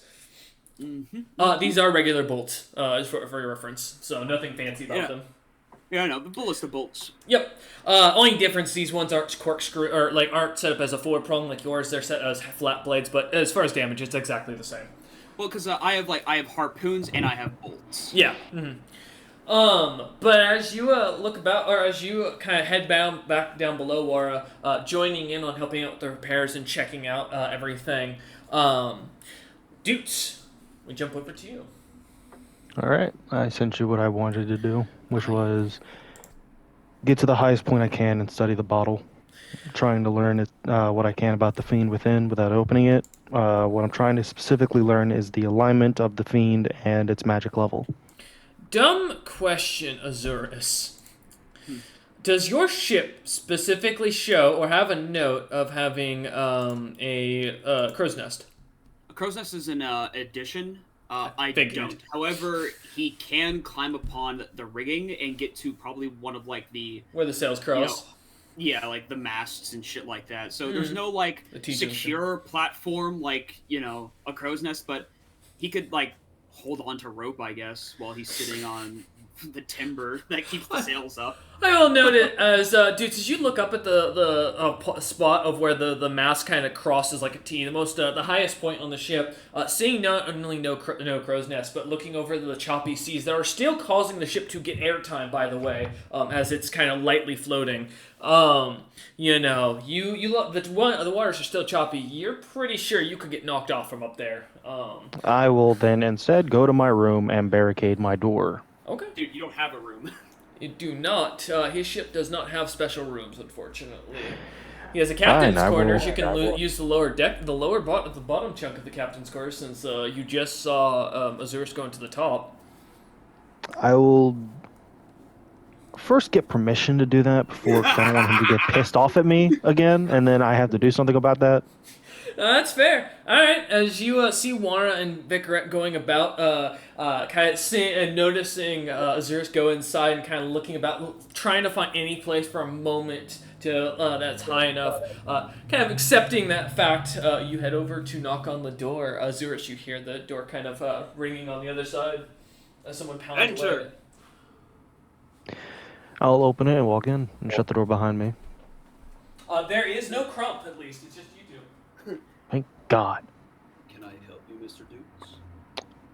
I would like to know if I can use the lower captain's quarters for means of studying the bottle. By all means, just don't touch anything. That's where I sleep. Like, consider like this upper area is like the office. Down there is my, quarters. So, just don't touch anything, please. Of course. I will then head into the gold lamp. As you kind of... Go ahead. I'll just kind of look at him. If he could read my mind, my thought would be, oh, of course, the stereotype. Down there, there of course, we're not too opulent yet, but there's like a bed there, a table with like a candlestick, and a stand where the lamp is displayed, but then next to it is a kind of like a headless bust where you would put jewelry, like a necklace, and it's empty. Oh. As you come down below, yeah. I will note, something catches your eye that Azurus has yet to find, is you do see 3 shrunken goblin heads, their hair tied together to hold them together in the corner, with a small, what looks to be almost like a tiny stuffed beholder, that has its eye plucked out, that are kind of like set off to, like all tied up next to each other. When I finish, I will bring this up to him. Why do you have this? Well, I was saying, let's get through your finishing this first here. Unless you're gonna go back up and ask him, while he seemed very dismayed and was being kind to you considering the situation. No, I'm gonna do this first. Okay. Dude, pick your battles, bro. So yeah, you go back upstairs, look at him, and like, hey, wait, no. So why do you have goblin heads and a beholder stuff? But Alright. all right, let's see. So what are you trying to learn about this? Like ship in a bottle, and are you just doing this by yourself, or are you trying to get any like Wara or Vikret to come assist you with this, or Crump or any of them? I'm not getting Crump. If Vicret wants to help me, I will offer them the opportunity to. If not, I will. Hmm? You've traveled with Vicret enough to know that she's like fucking stupidly good at identifying shit. Like, I mean, she literally looked at a potion you guys handed her and was like, "Oh yeah, this is this and what it does." And it's like it was a very rare, very obscure potion that like people get killed for knowing. And she was just like, "Yeah, that's that. I know what that is." Well, I'm trying to identify the bottle, specifically the fiend within. If you would like to help. As you come walking down the stairs to the lower deck, you hear you see as the captain's quarters doors pop out, and expecting Azurus to walk out, you see as Dutes pokes his head out and looks at you saying this. Yeah, I'll go with them. Okay. Um, A little party gathering. As I say, Wara in the background working away at inspecting the work of the crew as they continue working away at fixing the hole. Alright. But as you two head into the captain's personal quarters and push, you watch as Dudes kind of pushes some furniture up against the door to block it. What do you all... Alright, hold on. Now I gotta do this. I'm at the very top of the staircase. Mr. Dutes, whose room is this? Your room? So The what captain's room? authority do you have to invite other people into my quarters? Well, unfortunately, I'm going to require help. If this is a problem, I'll find somewhere else to go. It's not about you asking for help, Dutes. It's about asking me if you could have someone else enter my own domicile. I looked to Vicret. I will allow it this once, but please be more mindful in the future. Yeah, I will. Look to Thank you. Vicret. Don't touch anything. Not even if you're trying to wipe the dust off of it. Don't. He's very particular about how he has his things.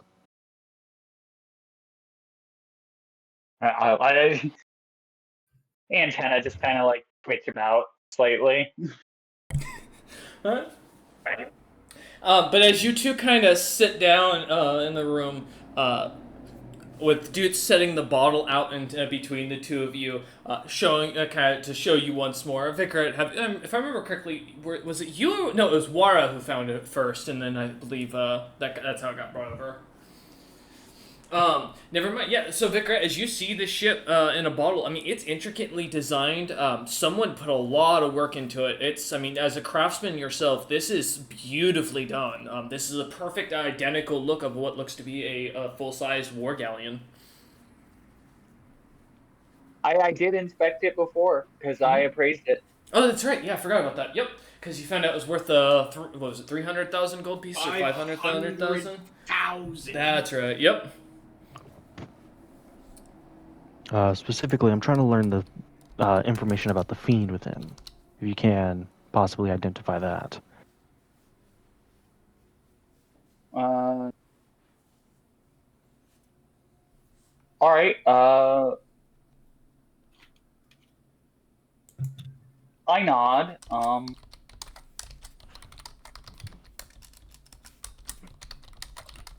And I pull out a small bottle. And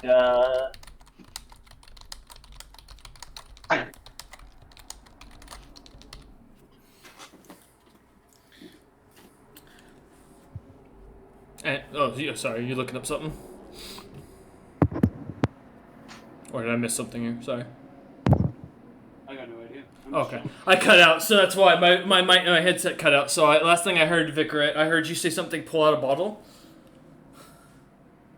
Oh, we Yeah, that's the last thing they said. Then they went silent. Wait, Did we lose Vicarette? Maybe. Let me add them. God, sorry, Oh. my Oh! disconnected. Okay, I thought it was me for a second. I was like, my internet died or something. I was like, oh shit. Okay. No issues. Yeah. What are you trying to? So you pull out the bottle, or you pull out a bottle? Sorry. Artificer's cast identify very strangely. So I pull out a bottle of wine that has an owl feather floating in it, and then I pull out some dust, and I pour the dust into the wine, and the wine begins glowing, and I begin infusing the wine with magic. This takes an hour. Yeah, as you see the blue lights kind of, as the wine balls kind of sit in Vicarette's lap, as they sit down, the water, or their hands, mandibles? Hands. Their hands. All right, hands kind of begin to from the points on their fingers begin to shoot out little bits of blue magic, like almost like arcane lightning coming from it, kind of shocking into the bolt or into the wine bottle, causing the liquid to glow a bright blue as it slowly gets brighter, and the light becomes more of a steady stream rather than like flashing every once in a while, almost as if igniting a bit of flame between the finger points and the bottle itself. As you do this over the next hour, the crew in the background singing shanties as they start to drink. As Wara is helping the little dwarf kind of fight, or little snowbeard fight off the trolls from drinking too much of the alcohol as they start to enjoy themselves. Vic, as you continue this over the next hour, finally the bottle shatters, the feather burning. I have to drink it. Oh, do you have to drink it? Oh, I didn't know that. Oh, God. As you down it, thankfully the taste of it at this point has become to your tongue. The taste isn't terrible, but you're not a big fan of troll wine by a long shot, as it seems always to be extremely sweet. As you taste the dust, the bit of owl feather, as it seems to melt away into the drink, and as you down it, do you have to spit out and spray it against the item, or is it just drink it and down it? No. Okay. I just have to chug it in a single action. The entire small bottle, I'm picturing it's one of those little sampler bottles. Skinny bottle of wine, yeah. Just big enough to have the owl feather in it with the wine. And I slam it down, and then I touch the object, and I determine all the magical properties of the item, including how to activate those functions if appropriate, and how many charges are left, if any. Yeah, let me pull up the full thing. And if there's any secret things, I can roll spellcraft. I get bonuses to that. I can roll knowledge arcana, knowledge planes. I have everything to identify items and artifacts. So. Give me. The identify does not work on this item. Firstly, just to let you know, but you can give me a spellcraft. On it. For reference, identify does not work on artifacts. Okay. Well, I still would have gone through the process of doing it just because. Because you didn't know. Yeah, this is your way of testing it. As you do this whole thing, and for the first time, you feel the magic go, drowning the glass, and seeing as the item begins to glow. As you look at this item, that's fair. Looking at this item, expecting almost flashes of memories and thoughts to kind of come into your head, kind of preparing yourself mentally to receive this much information. Nothing comes, and as you look at it for a second, recounting in your head, owl feather, dust, wine, everything was right, and as you look at the item, you take a second and realize that this must be something much more powerful than any item you've ever ran into before. Yeah, so I'm going to roll spellcraft to identify it, and then I'm going to try to roll arcana to identify the artifact. Alright, I'll take both then, thank you. Okay, so I only get the I would try to help. Okay. Do you have spellcraft? I do. Well, everyone should. Okay, and do you have arcana? Yeah, I got knowledge arcana. Yeah. You have good arcana. Good arcana. So you can either give aid, which is just giving a +2, or you can try to also roll, and I'll take the highest roll between the two. My spellcraft is higher than my knowledge arcana, so I'll at least roll for that, but I will give aid. Okay. So knowledge arcana, you have aid, but go ahead and roll spellcraft. So this is my spellcraft. I have a base of 16, and then I get +2 because of synergy bonus. Okay. I do not +2 for having the crafting sheet because I cannot craft artifacts yet. 23. 27. Wow. All right. I rolled low. All right, 27 on the spellcraft and 23. Okay. And then for the knowledge arcana, Vicret, you get a +2 on it, on top of your other bonuses. Okay. 20. I'm rolling low today. Right. So as you kind of That's still really good. As you take a second looking at the item between the two of you, you do not recognize the spell. You recognize a similar spell to this one called Shout. This seems to be a stronger and more powerful version of it. That is immediately that you recognize already cast onto the item. The School of Evocation seems to come off almost overwhelmingly to both of you for your own knowledge.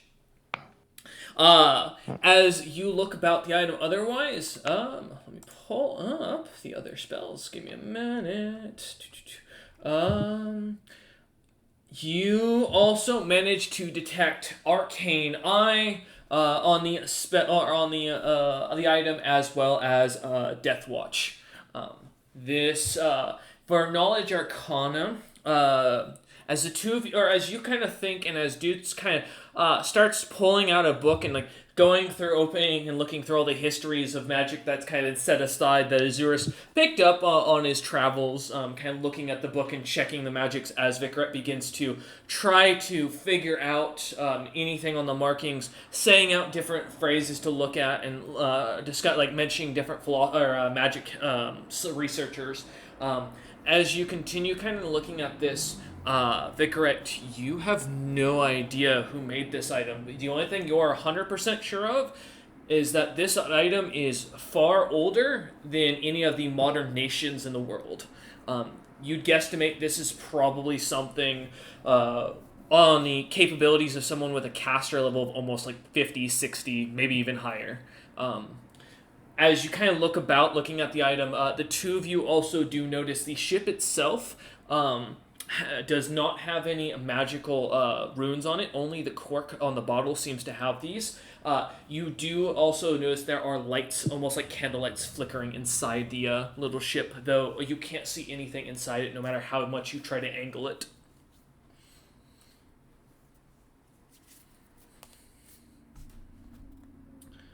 And if you need those spells again, let me know. Yo, that bottle's Could you list them for me? Yeah. Like, I'm gonna... Yep, you're good. I got you. And then... I'll put the technical spell down. Technically, the spell doesn't exist yet. You only know of the lower level one for your own reference.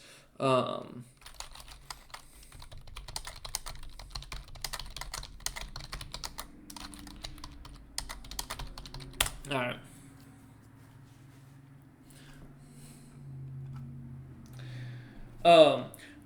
I will mention, are either of you, out of curiosity, or what's Dutes and Vicaret's alignments? I'm chaotic good. You're chaotic good, okay. And Dutes? I'm chaotic evil.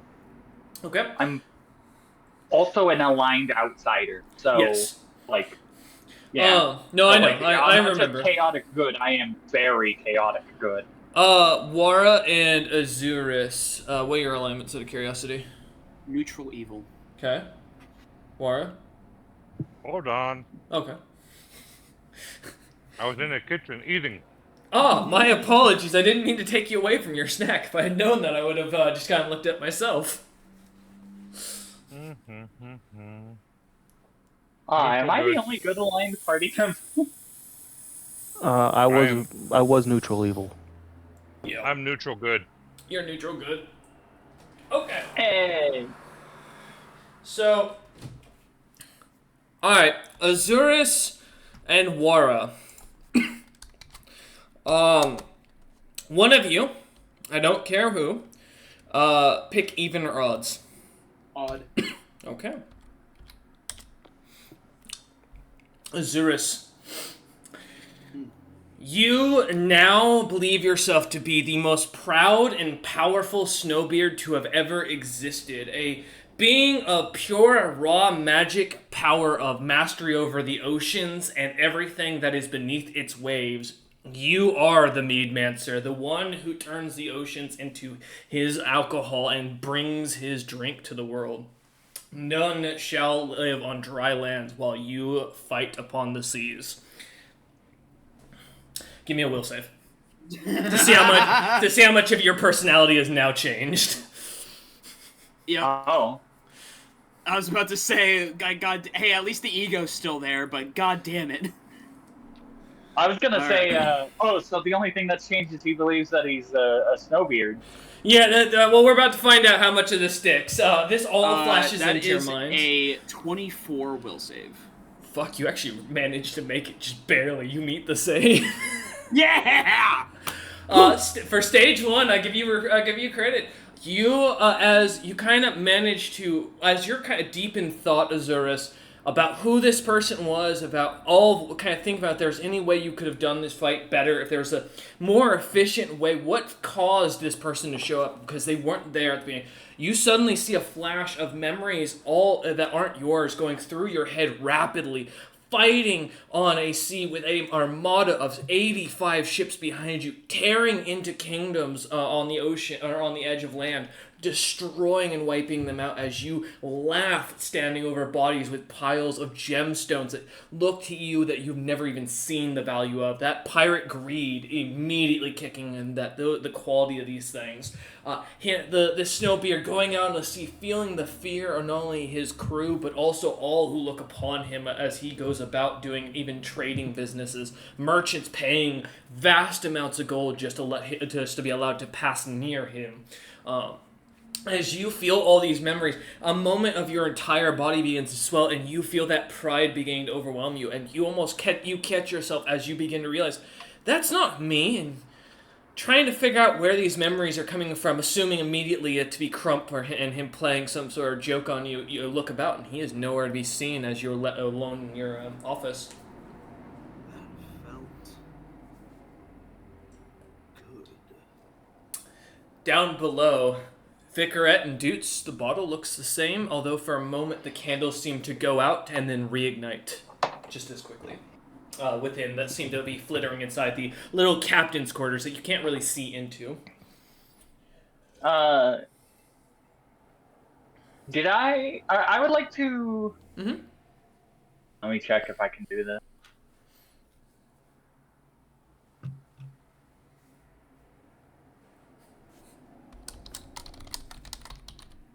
Although he never experienced it, Azor's just got a little taste of what could potentially be for him in the future. The power that he could hold. Yep. Go ahead, Vicarette. I would like, when the candles flicker, I would like to use my special Artificer knowledge check, which allows me to make a knowledge check with a bonus to my Artificer level plus my int modifier to check whether a specific item has a magical aura, and I want to see if basically this item's magic aura has like expanded or anything like that with flickering candles. Just because like being an artificer and dealing with items like this on the regular, like when candles flicker, it's not always like just a thing that happens. Yeah, go ahead. 14. 14. You do recognize an overwhelming magic aurora, or aurora. Yeah, an aurora suddenly pops out of the into the sky over the clouds and everything. You do sense a strong magical aura of transmutation coming from this. Overwhelming. As you kind of take a moment. Here, let me double check. I can't remember if you get anything extra bonus for. Give me a second. The second that I detect the aura, I'm gonna look at Dukes and I'm gonna be like, hold on to this. to the bottle, and then I'm gonna wrap my bag of holding around it very briefly to interrupt the aura pulse. What? I'm putting my bag of Uh-huh. using my bag of holding Uh-huh. to temporarily pocket dimension the ship, so that way its fucking aura goes away Okay, and so stops affecting the ship. slight dumb question, just out of curiosity. Which Unless end of the ship are you starting with? the back, because I figured the fork would be facing towards dudes. Okay. So And you're okay. unless I have the sense that this ship has a pocket. Um, you can't sense any other magic coming from within. However, with this being a magical ship and realizing that this has the School of Transmutation on it, there is a chance that, however brief, that whatever's inside this ship could have a pocket dimension. You aren't 100% sure if it doesn't. Yeah, then in that case, I will use the Rod of Displacement to put a globe of invulnerability around us to stop errant spell effect. It might give a bonus to saves. That's the best it can do if the spell, it's GM's discretion on what it does, but Yeah, no, I agree. mechanically targeted spells above 4th level just ignore the globe of invulnerability. Okay. I will say, yeah, as you put the globe, this globe of light kind of envelops around the bottle, you sense the magic, kind of the overwhelming magic coming from it begins, or is still kind of slightly pouring through. You do feel something faint still in the air coming from it, even with this spell around it. Mm. Do I get the sense that we activated the bottle, or do I feel like this is what? As far as it goes, as you kind of take a second, you've been feeling this since you first laid Eidos on this item. You just weren't paying attention to the active, magical influence around the area, given the intensity of everything going on at the time. And to give you a state of reference, when I say overwhelming, you saw Greg's Martom and felt him to be a strong aura. This would be overwhelming to him. In I power look to reference. Duke because you haven't told us that the concentration is broken. Nope. On the charms, It is not. I say we need to give this to someone that we can trust. Its magic is too powerful. And then I motion for you to follow, and I'm gonna rush up deck. I already plan to cleanse it. This dude kind of stops you as you get ready to stand up. Oh, what did dude say? I already plan to cleanse it. I look to you and I say, I don't think we can. And it's already doing stuff to the crew. Unfortunately, we have to wait till, or I was already told, or I have a means of doing so. Unfortunately, that means has to wait until we get to land. For the captain does not want this done on his ship.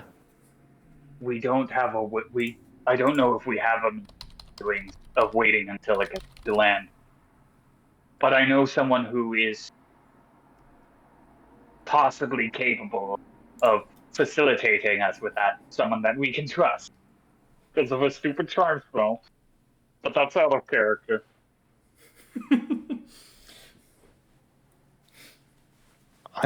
While I do agree, I do not think he is in the best of mood or has the best of favor with us right now, considering we try to attack him.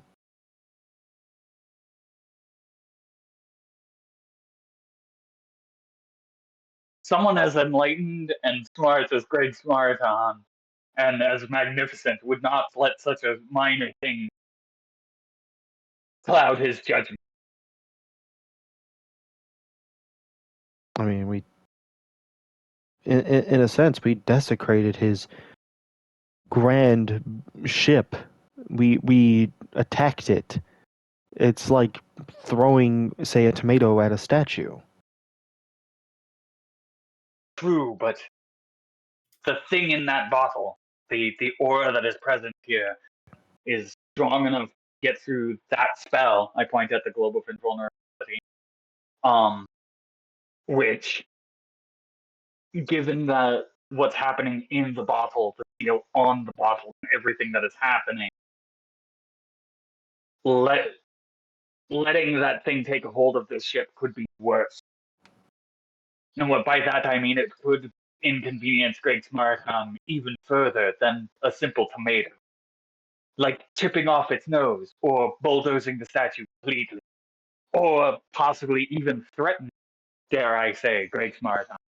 What I mean to say is that that's a threat, and we have to act with Greg's Markham's best interest. And Then shouldn't we alert the captain of this newfound information?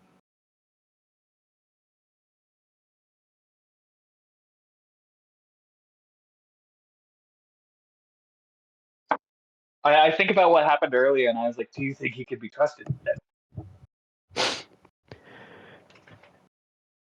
I imagine Greg's Marathon, the Great, talk some sense into him.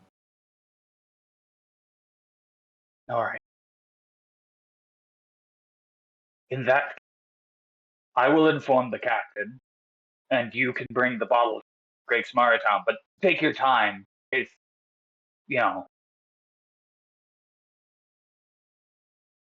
more stuff is precious. I don't want to. I wave my arms about, laughing. I look worried. You have literally. I just don't know how you're gonna get it to Greg. That's correction. You talk to the. I will reach out to Greg. You're still charmed. That's fucking wild. Feel free to do so. Just try to keep any information about it tight-lipped. Do not want to, get bombed. There will only be one of them. I say as I walk out. I'll go to the captain and. Hey, dudes, give me a spot check real quick. I'm gonna keep my mouth shut. Dirty 20. Dudes, the bottle's gone as you look back. Okay, so I can't scream. There's only one word I'm screaming, and the entire crew is gonna hear it, including the captain. Crump. Get your hairy little ass over here. Go Vigret. As you hear this echo throughout the entire ship. I relay the information of what can I see Greg's Marathon?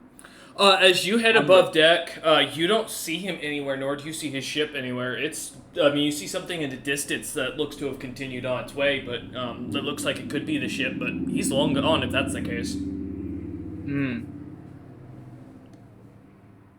Yeah, you still feel you're under the charm effect. I am running throughout the ship on the below deck.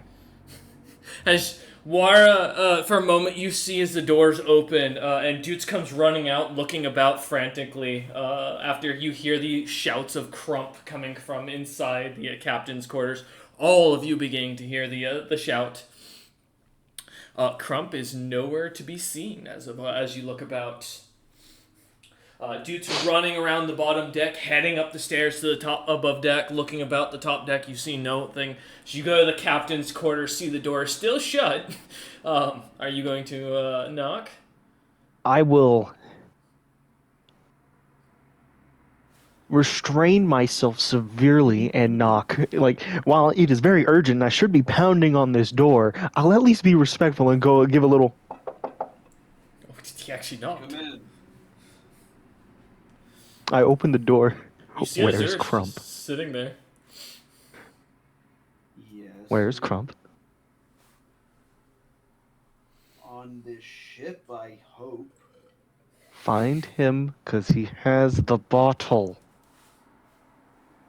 Excuse me? I was doing research. Vigret was getting very paranoid, wants to alert Greg's Marathon of this bottle and what may reside within, because they believe Greg's Marathon will be able to do something with the bottle to get rid of it. And when I turn around, it is gone. So I beg you, Captain of the Red Lady, get your first mate. Please. We'll talk about consorting with the enemy later. Leave my quarters. I shut the door very softly, Okay. but there is so much restraint in it. You can clearly tell I wanted to slam the fuck out of it. Hey, listen. At least you got. Listen, you doing that? You got some. That's nice. I appreciate that. As you shut it, leaving Azura still alone in his room or in his office. Yeah. All right. I will step out for a moment. Crump, I know you can hear me. Come to my office whenever you get the chance within the next 5 minutes, please. Thank you. No one else is to enter. Mm-hmm. I'm gonna pull out my Bye. star, and I'm going to coat the flang on the morning star with poison, and then I start poisoning my bolts as I search. Because I believe Crump is a threat to Greg's Marathon. Okay. And you start poisoning the bolts and getting it ready. Yeah, no worries. Kind of looking about. Dudes, you don't find him. Wara. No sign of him. Fuck! I'm gonna be honest, yeah, none of you even get close to his hijack. Crump is nowhere to be seen as he is hidden. Do I get a bonus for having Identify up and being able to basically follow the magic aura of the bottle? He's not using a spell. Of the bottle? Bottle has magic on it. It does, as you look about, or as you search about the ship, the entirety of the ship, you do not find anything. There is not cook or cranny that you are able to find that seems to have the overwhelming aura coming off of it. Okay. I look overboard. I look behind the ship. I look around the ship. You clearly see something bobbing in the water and swimming away with something in its mouth. I Eldritch blast it. I'm done asking questions. Okay. Someone's a little testy. Someone is very, very fucking pissed right now. Eldritch blast at this bottle that you don't want to break open. I am throwing an Eldritch blast ahead of what is swimming. I will say, all you see it swimming in the even with the darkened clouds is just a dark spot in what looks to be something in its mouth that gleams in the little bits of light that pop through. You're pretty sure it's glass. It's hard to mistake in glass in this age, but you can't confirm that's Crump by the coloration of the seas. They are too choppy and it is too dark. I have bad news. He has the bottle in his mouth, right? Maybe. Who knows? Potentially, if he does. If he's swimming with it, that'd be the smartest way to do it. So the bottle has a globe around it that displaces water automatically, which means that he just falls into the water. Well, if he's holding, there's no water around him. That's also assuming. I will say, dudes, you do not see any sort of glowing spell ball or orb around this glassware. That's good. But are you? It means he didn't plummet to his death. Yeah. Or maybe he did. Maybe that's exactly why you don't see him right now. It'd be really unfortunate if he just fell to the bottom of the ocean, wouldn't it? I mean, wouldn't they just make him buoyant and not just fall straight through the water? No, because the spell, because the way the spell works. Still die from the pressure, though. Oh, Vicaret disengaged once more. The way the spell works, it basically. Oh, okay, all right. Oh, I thought you just you stopped. I didn't know if you stopped talking or if you lost connection. It creates a 5-foot sphere radius that displaces water and all mundane liquids that function like water. which means that if you use the rod of displacement and fall into the water, you just fall. Gotcha, because I mean, like, my boat displaces water. Yeah, You know? I was gonna say, confirming, dudes, you were casting Eldritch Roll, or Eldritch Blast, right? I am Yeah. charging it. I am looking at it, trying to identify what the fuck I'm about to blast.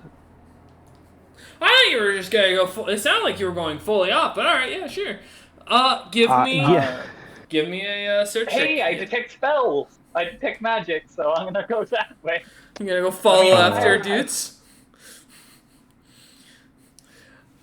That is an 18 search. Yeah, okay. 13 or 18? 18 search. Okay.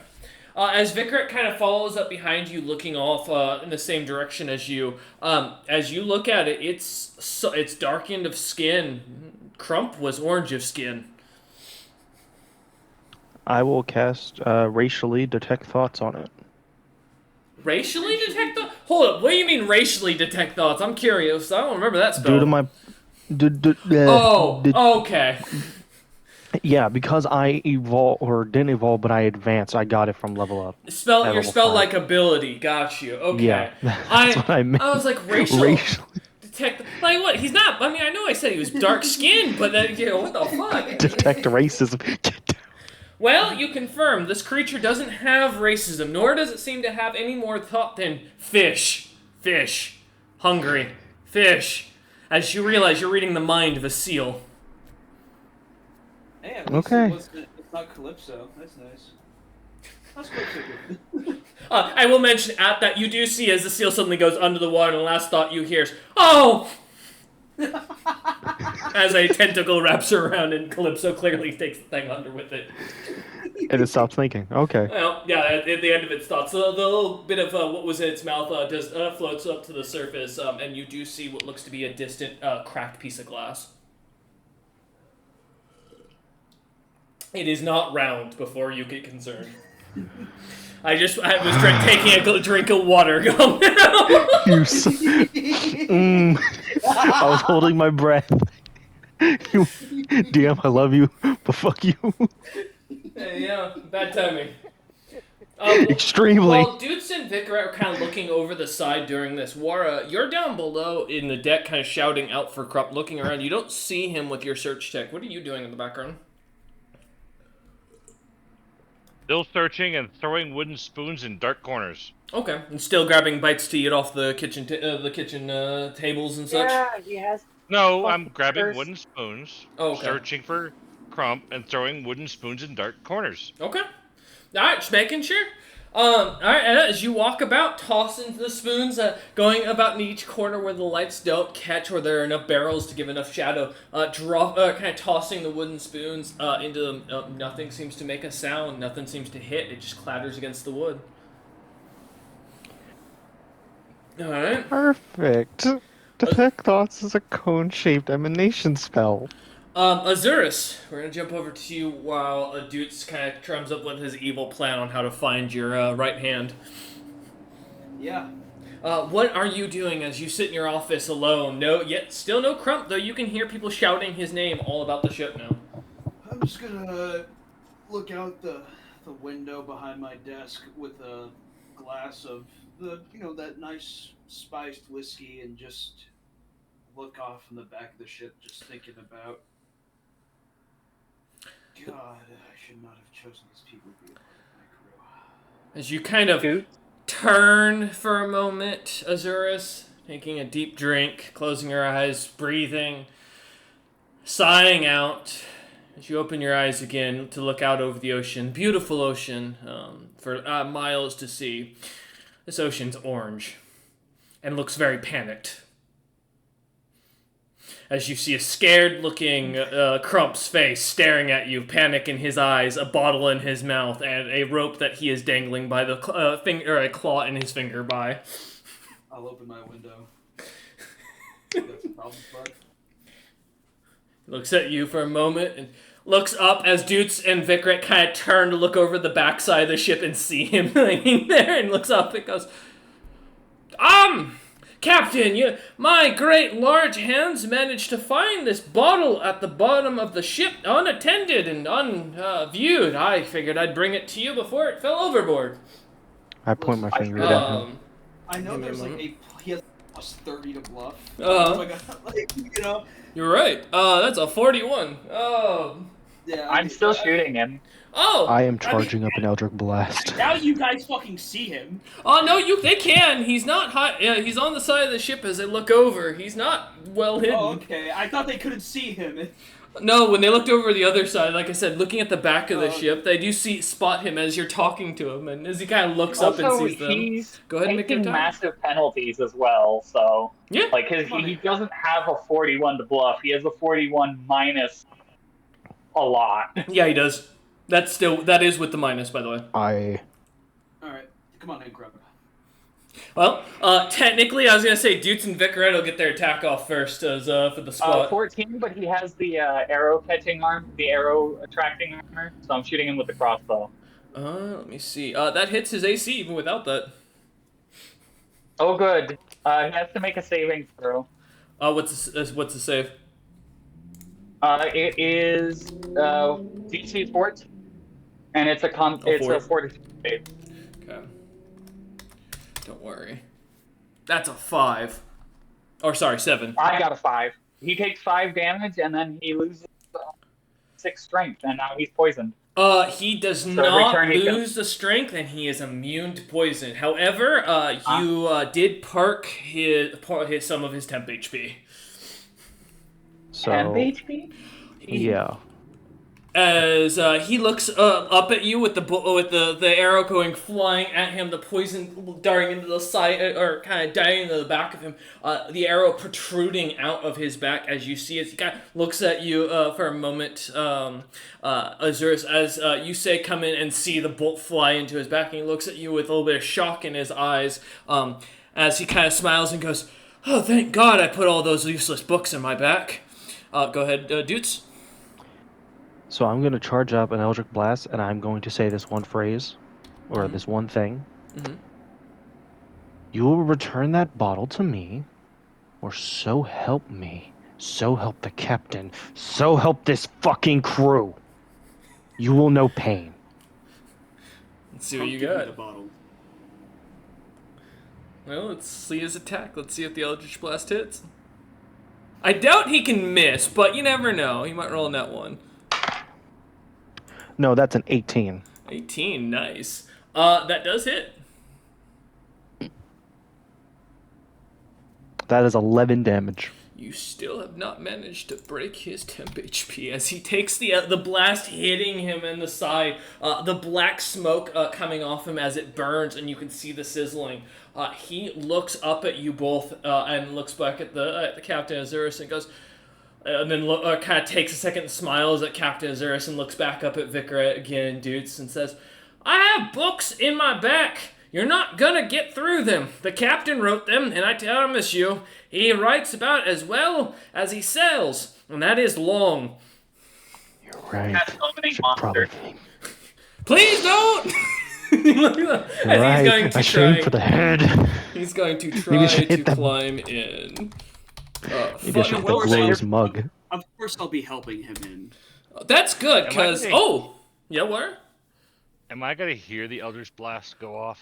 Yeah, the conversation isn't quiet, and while the storm is still raging, you can hear the loudness of the people above. Yeah, I run the sound... above deck. Okay. Yeah, As you run above deck, you see a little bit raised above where the helm is at the back of the ship. You can clearly see Dutes and Vicaret leaning over the side of the ship, looking down. Leaning over the back of the ship, looking down. Completely their focus drawn to something. I run over there. All right, as you run over, kind of standing beside them, you see as Dutes looks angry and Vicaret looks to be calculating something. As you look down and see Crump hanging there, as Captain Azurus tries to pull him in to the captain's quarters. You do. Roll to help him out. Yeah, go ahead and roll for it. Yeah, see if you can roll better than a 14. What do I roll? It is a D20 plus strength. And Mm-hmm. For the record, my second action is casting Dominate Monster on Crump. Okay. 16. 16. Alright, in a point of combat here, with going in order, Azurus, as you manage to pull him in, I will say the Dominate Monster Vicaret does miss as he seems to be pulled into the inside of the ship. Into the captain's quarters as you hear him kind of fall in and fall over. The sounds of the bottle clattering onto the wood as well. Crump, it appears some of the crew has decided to become insubordinate. Oh, can I do the thing? Give me the bottle first. What did I tell you about the bottle? He looks at you, and... Yep, he hands you a papier-mâché glass bottle that has no glass and is fully made out of paper, and looks to be exactly shaped like the ship. Or like the bottle, and just hands it to you and smiles. Crump. Yeah, I'm just kidding, Captain. I would never manage to never give you a fake item or anything like that. I hate these dice. As he goes to try and grab another thing in his into his bag and like pulls out the real one, thinking he's got the fake one, another fake one in his hand, and goes to hand it to you and goes, "Oh wait, oh shit." Thank you, Crump. Oh yeah, Captain. Yeah. The first one was a test. I was making sure you were ready for to watch it, as it keeps falling into my hands. I know, Crump. Thank you. I don't like that you took it from them in the first place, but I also do not appreciate them trying to kill my first mate. He smiles. Especially without alerting me. He frowns at that slightly. So, Crump, I assume at we'll this talk point... about you taking this bottle again later, but first off, you hear the I need loud to lay down knocking. the fucking law. Yeah, Azurus, the loud knocking on your door coming from outside. It's not I knocking. will drown each and every fucking one of you if you ever go around me like this again. I will send you overboard. I will fill your lungs with water, and I'll freeze it! You hear from the other side of the door.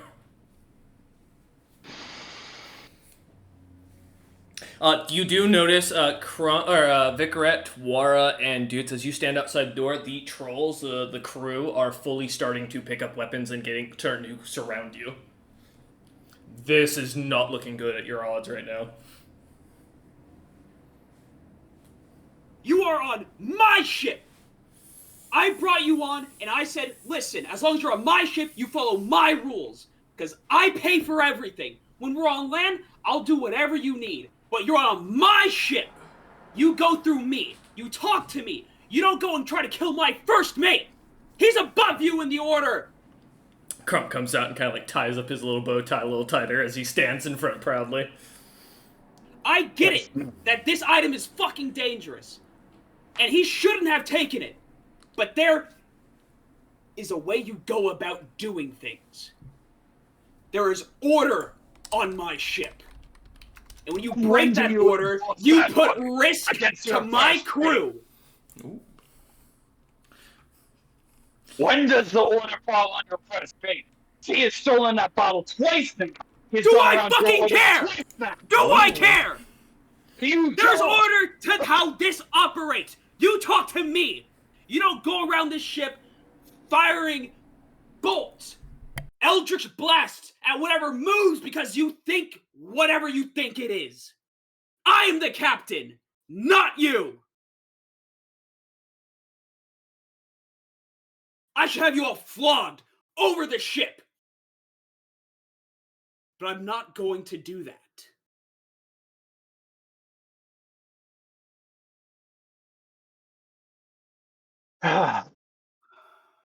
Listen. If you want your crew to respect you, when we come to you with a problem, you take action. What You don't problem did you bring to me? What problem did you bring to me? Because as far as I know, you went right around me. The first time that ship was stolen from us, We pointed out how much of a... That was And I before took we it knew from what was Crump. in it. And I told him never to take it again. And he And did. what did I will deal with him accordingly. But that does not mean you go around me.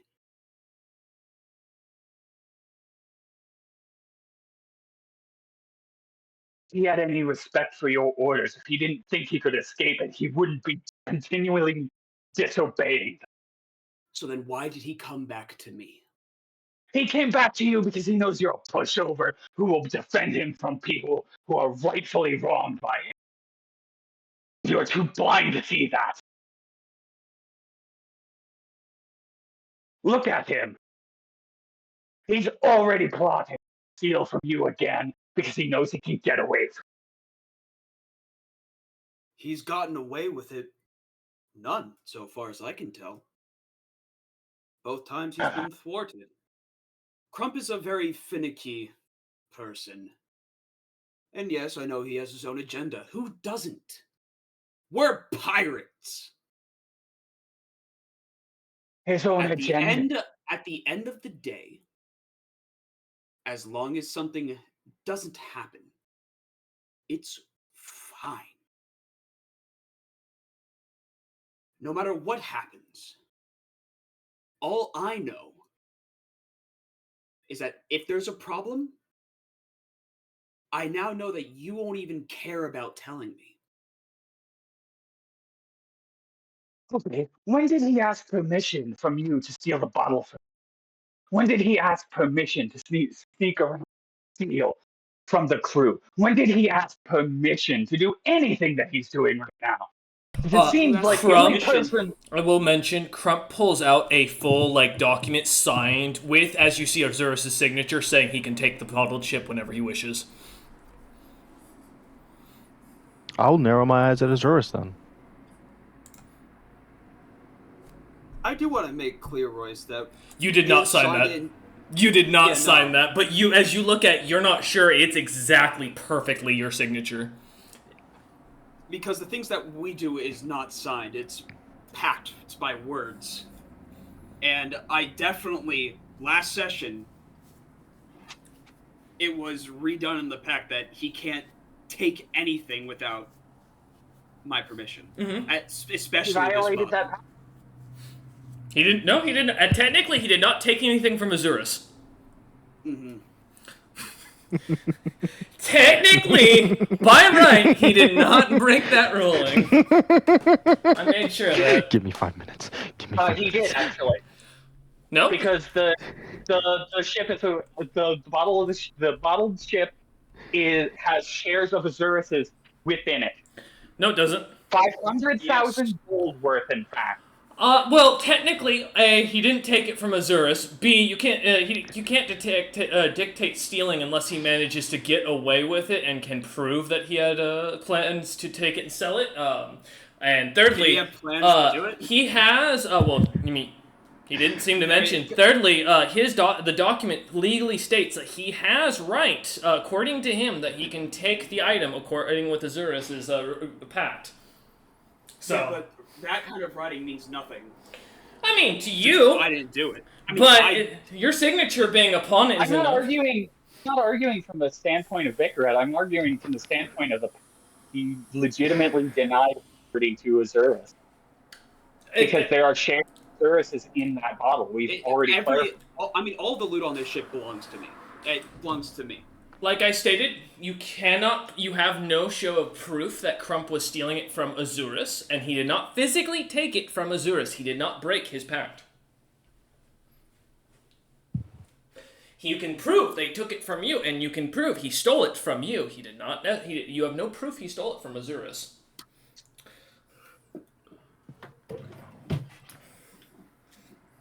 Mm-hmm. I will now... come on. I am going to keep this bottle with me from now on. If you wish to go over it, you will do it under my supervision to prevent anything like this from happening in the future. Crump, you're not out of the woods here. I'm definitely very mad at my fellow officers here. You are no longer mad at Crump. As he looks up at you and goes, Captain, you've already punished me all this week by cutting my rations in half. I mean, I'm growing boy, Captain. Out of curiosity, did me using Dominate Monster earlier consume it, even though it missed? No, because I didn't have it consumed since it didn't hit. Yeah. Okay, I used Dominate Monster on. Ooh, what's the save? It's a will save DC 17. You're not gonna like me. He can't fail. What level is he? Well, so that's the question. Azurus knows a little bit about him. I'm not answering any questions, but I will tell you right now, he rolled a 32. Because you can't have a cohort that's higher level. He's not higher level. I can confirm that. In fact, he is much lower level than all of you. But boons, curses, and other such things are something I run in this world quite often. And there are other ways to also gain weird power-ups for specific stats at very different levels. Okay. Yeah. So for reference, that's why if you haven't caught on, he has a -1 in 3 of his physical stats. He also has no fortitude, as if anybody noticed, I added a +0 for that. But he's also, like, immune to literally everything anyone can do because it's a free action. He gets +60 to all charisma skills, because after a -20 penalty, he still gets a +40 bonus to it. His will save is higher than most epic level characters. Should be scared. Something up with this guy. All But right. I will mention, as you cast Dominate Monster, Vikrat, once more, your eyes begin to glitter for a moment, and as you watch Crump look at you straight, he just kind of blinks and turns his head at you as you realize the spell did not go through. So here's the deal. I'm going to forgive both your actions against the crew and Crump's. We're going to wipe it clean. Crump nods Next to time that. this happens, there will be dire consequences. I demand that you make it the next time if he ever touches that bottle again, regardless of who is involved, the entire crew gets to rip him to shreds. In fact, they You must have rip him to to. shreds.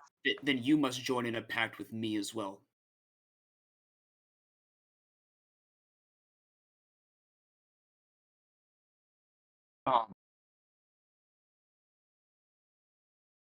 And I don't think you want that.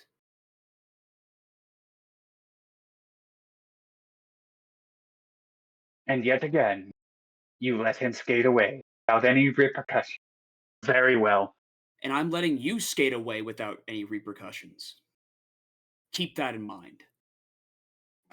You're putting more repercussions on us than you can ever imagine. That bottle is a threat to Greg's Maritime. In fact, most of the leaders of the world could What unite do we together. care of Greg's Maritime?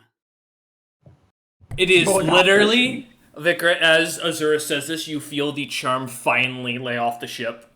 You are all no longer charmed. What? I say, How I dare continue- you bring any kind of worth to Greg's Maritime's name? He is not the captain of this vessel. Do you know how powerful that being was? You almost got killed by on the ship. That ship, that little Care bottle, not. that This little is bottle. my ship.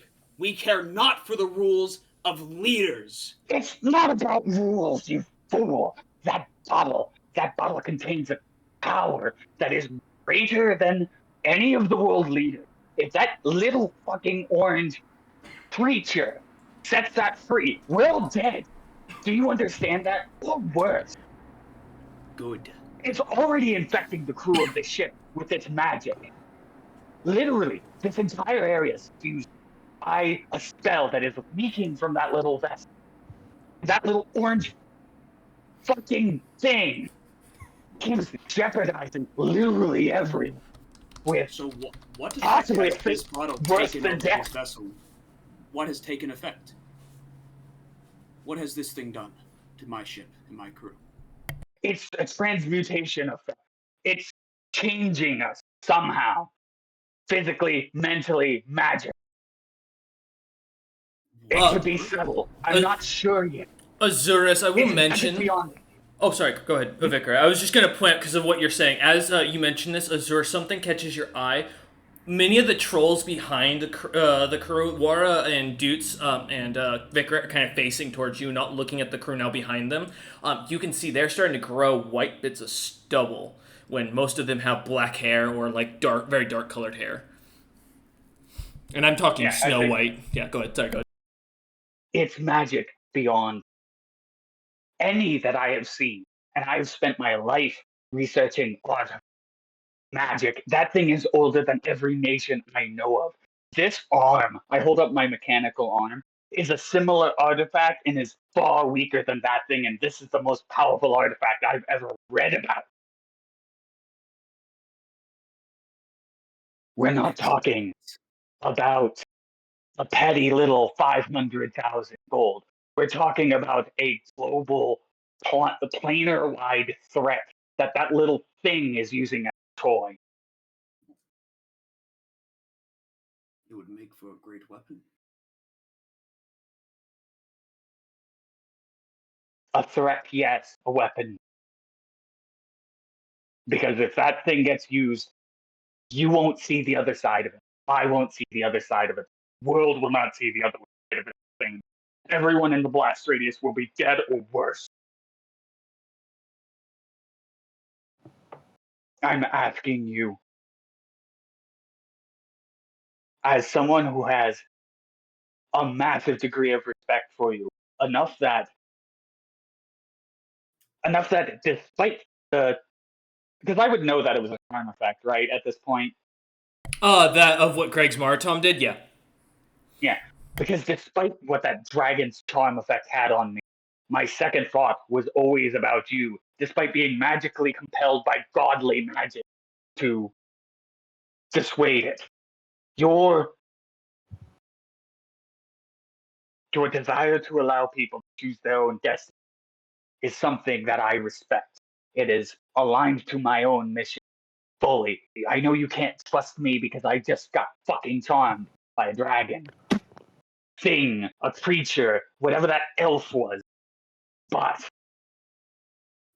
you can trust that I believe in freedom, that choosing one's destiny means something, and whatever is in that bottle is already corrupting us against our destiny. And Trump is just jeopardizing all of it.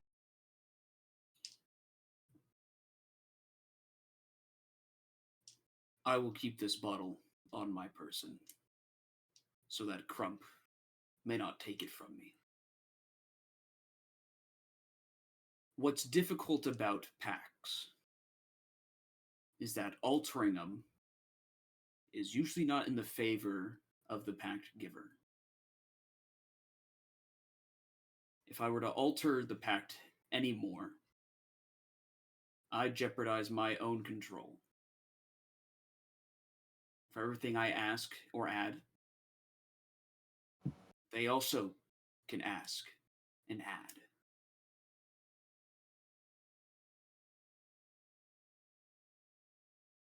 So,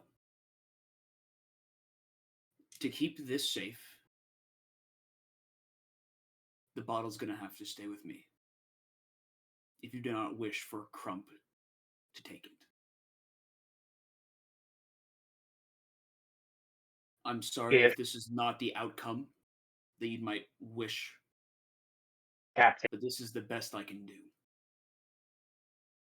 if that bottle comes in Crump's possession again, regardless of circumstances, for the good of everyone, regardless of what happens, I will have to kill him. As a moral imperative to this fucking plane. Then we will settle this right now. Crump. He looks at you and goes, "Yes, Captain Zurus, what can I do for you?" If I ever find you to have this bottle in your possession without myself telling you you may, I will kill you. This is not an addition to the pact, nothing like that. This is... So I can fight back? Well, technically no, because the original pact says you can't do harm to me.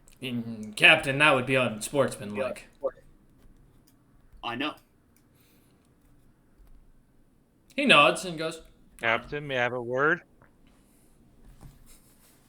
Why not, Wara? Crump is going to kind of take the stairs down to your quarters and head out the lower door to avoid passing Vicaret and Dudes. Yeah, it's fine. Kind of leaving. I assume as Wara's kind of stepping into the room and while Vicaret and Dudes kind of stand there. Speak your mind, Wara. It's come to my attention what this thing is. Y'all discussing this. And I might know someone willing to buy it from you.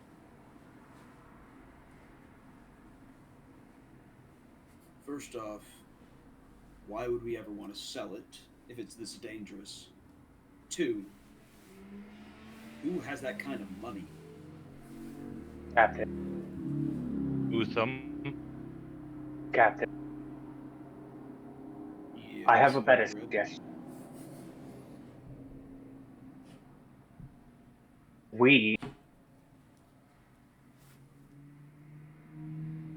Let me study its aura under your supervision.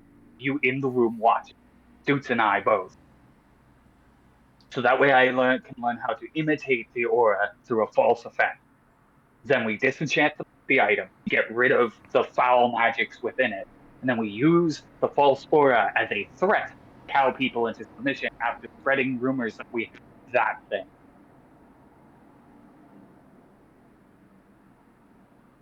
From what There's I no threat heard to us. of you talking downstairs, the caster level on this item is quite great. Are you Yes, but able one to can replicate imitate that. threat? It is far easier to imitate great power than it is to possess. Personally, I would like to use this item. But if we can't use it, then we might as well either get rid of it so nobody else can use it against us, or sell I it nod to to a that. bidder. I prefer to get rid of it, use it. We'll see what happens.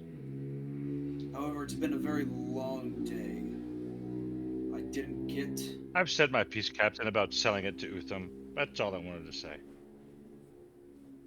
Thank you, Wara. Your input is heard. Noted. And Oh, thank you. and also what you said to Crump about you seeing him... Sorry, about you seeing him with the bottle. You might have worded that a little differently as I walk out the door.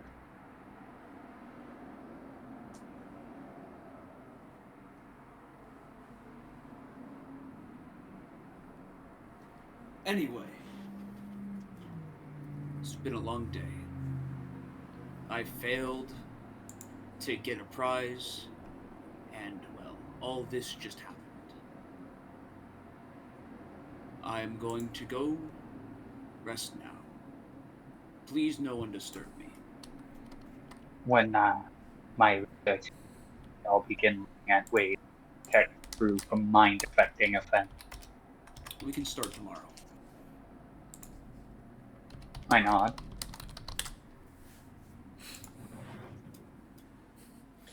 What is that fucker doing?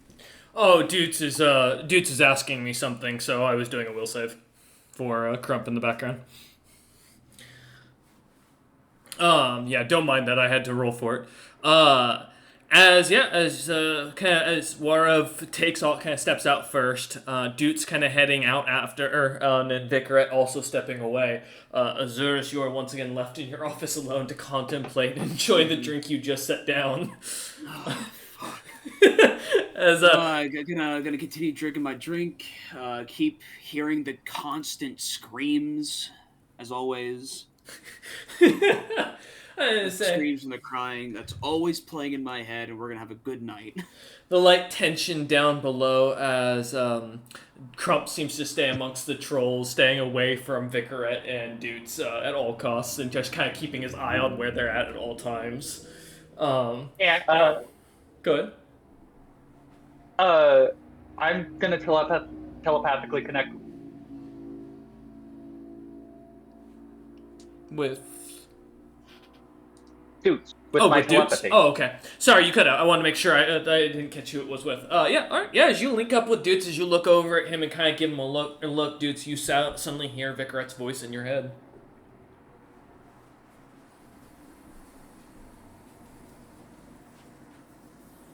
Maybe. Crump died. Oh, there you go. Is what I say in Doots' head. I don't care what it is. Because you cut out, or did you? I couldn't hear. I telepathically sent to Doots that Crump dies. Okay. Tonight, tomorrow, yesterday, next week. We have to do it in a way where we will not be foot-marshaled on the ship.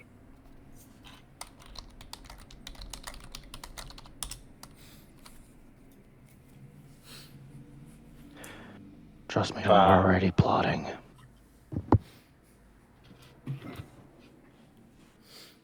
If need be. God, I wish I had detector alignment out of character. If needs be, I'll take the fall for it. I'll smile at that. Happily die to save the world.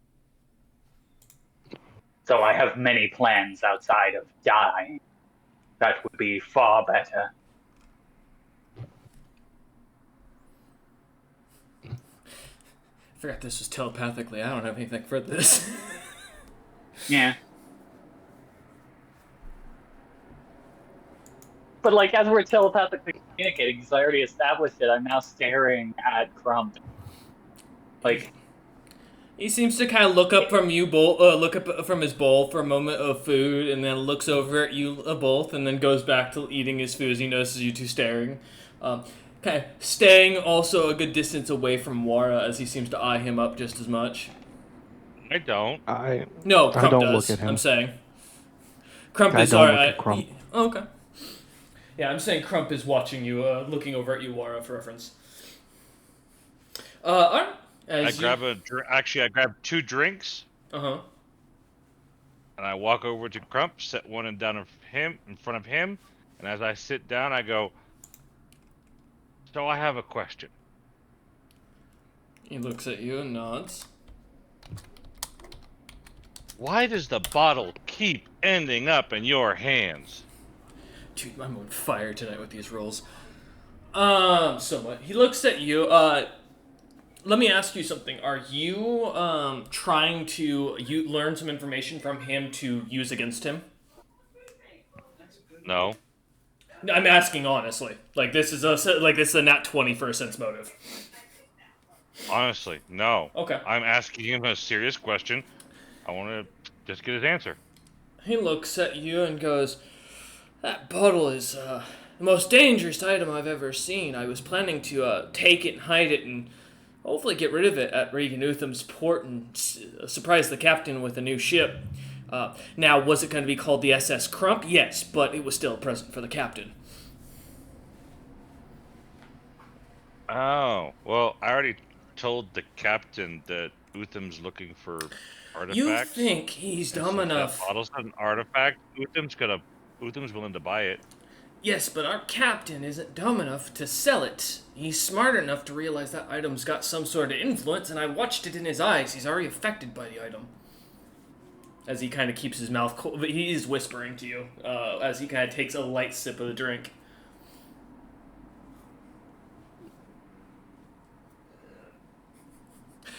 I'm thinking, but I'm also writing notes. Don't forget, I'm the note writer. No, I understand. Yeah, you're good. No, I get it. You have to take a second to also think.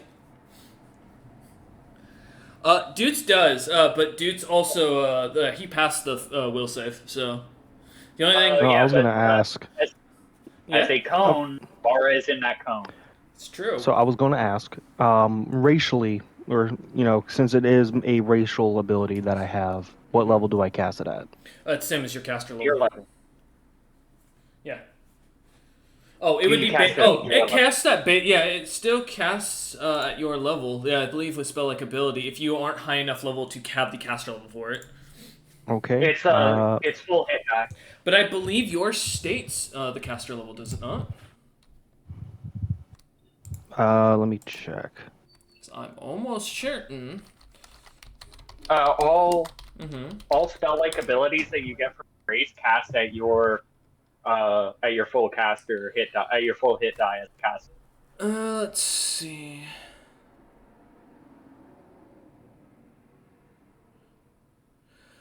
Yeah, no. It's just cast at base in this case because Detect Thoughts is a low spell. That's why. Yeah. Yeah, and technically my dominate monster should actually be 7, but I've been going off of what I was sent. Yeah, you're good. Yeah, so Detect Thoughts in this case would still be at second level. You just the only difference is you're just not burning a spell slots for it. For the rest of them, for your own knowledge, yeah, it'll be down to your level. So, until you reach high enough level to reach the caster level effectiveness. So, Crump, He looks at you and nods. you really want to call the ship Crump's ship? No, the SS Crump. I don't know what the S stands. I don't know. Why don't you have some fun with the name? My father named a ship Fun. Furry Balls flies really proudly. I was thinking Crump's Rump. He looks at you and kind of smiles at that and goes, maybe, but it's got to be a name that brings pride to the captain. And bring pride to the Kraus of Crump. The Rump Crump. As he looks at you and really stirs the words around. And he goes, I'm a genius. I thought of this all of my own. Good job, but you could also do Crump's Boon in the captain's fleet. So it'd be called the Crump's Boon, and it'd be in the captain's fleet, always bringing stuff to the captain. The Boon of Crump, as he nods and writes it down. He looks up at you and goes, now, I need you to do me a favor. Maybe. Just let me know what you want, and I'll let you know if I can do the favor. Kind of smiles and goes, I want you, when we get to port, to grab the bottle from the captain, just for a second. I'll take it from your hands. I'm not stealing it from him. I sell it, I bring back a big ship for him in exchange, and you keep him distracted for the next day. Currently, Azurus is in the background, like, reminiscing about his loved one. Ignore him. So basically, when we get to port, you want me to somehow have the bottle in my hands. Mm-hmm. It might happen. I can't say I can guarantee this. But if it's in my hands, it miup disappear from my hands, if you know what I mean. He nods at that and smiles and goes, all right. And he goes, as he kind of holds up the glass and goes, to Regan Utham's health and the captain's glory. Yes. As And he- I cheers him. As he takes a light sip of the glass, and kind of, you see his nose crumple in as if he does not like the alcohol of the burn, and kind of sets it back down, pushing it away. I watered his down as well. Still does not seem to help. But as you two kind of begin to smile and kind of almost, and Crump kind of starts to tell you about a little bit about his family's interest in Regan Utham's lands. You learn about their interest in buying up land and territory to try and split open a new market in Regan Utham's land. The expectation of selling rare and exotic goods. And he is very vocal about this, allowing the rest of the crew to kind of hear as he continues on about this. As he does, I want to question, dudes. Are you gonna detect thoughts on Wara as well, or are you just doing it on Crump? So or I would, hearing them convert or seeing them converse, I would try to figure out what they're talking about. So I would go on Wara since, unfortunately, you can beat my save. Yep. All right, Wara. Will you give me a will save? Will save to negate it.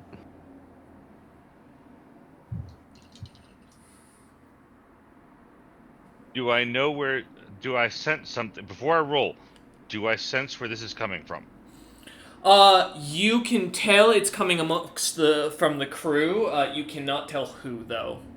That something is trying to probe your mind. Holy shit.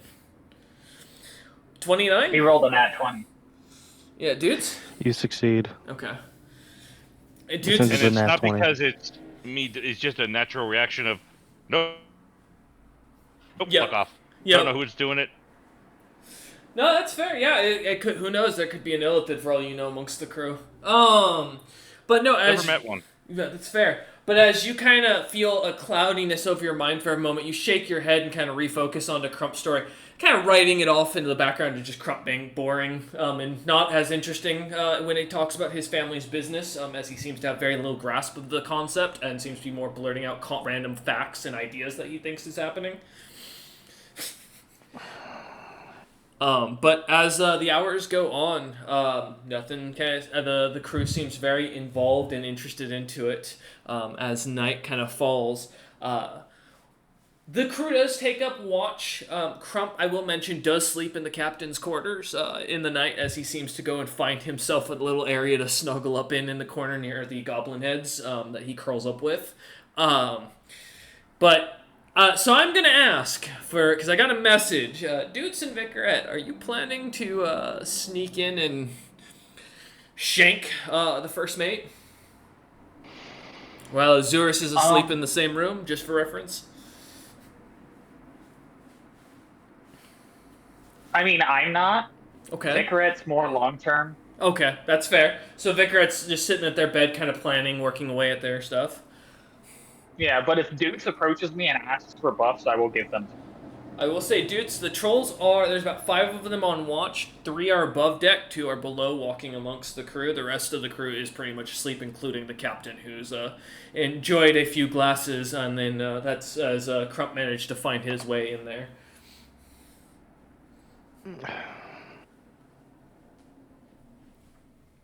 I say, I will. You do not see Wara amongst the group, but as you kind of figure that Wara's probably on watch above deck at this point. Oh, is it my night to do watch? Pretty much, yeah. As you're stuck with 2 other trolls above deck listening in. Give me a search check, in fact, while that's going on, while Dudes contemplates for a minute if he's going to try to shank someone. I do a spot check instead. Sure.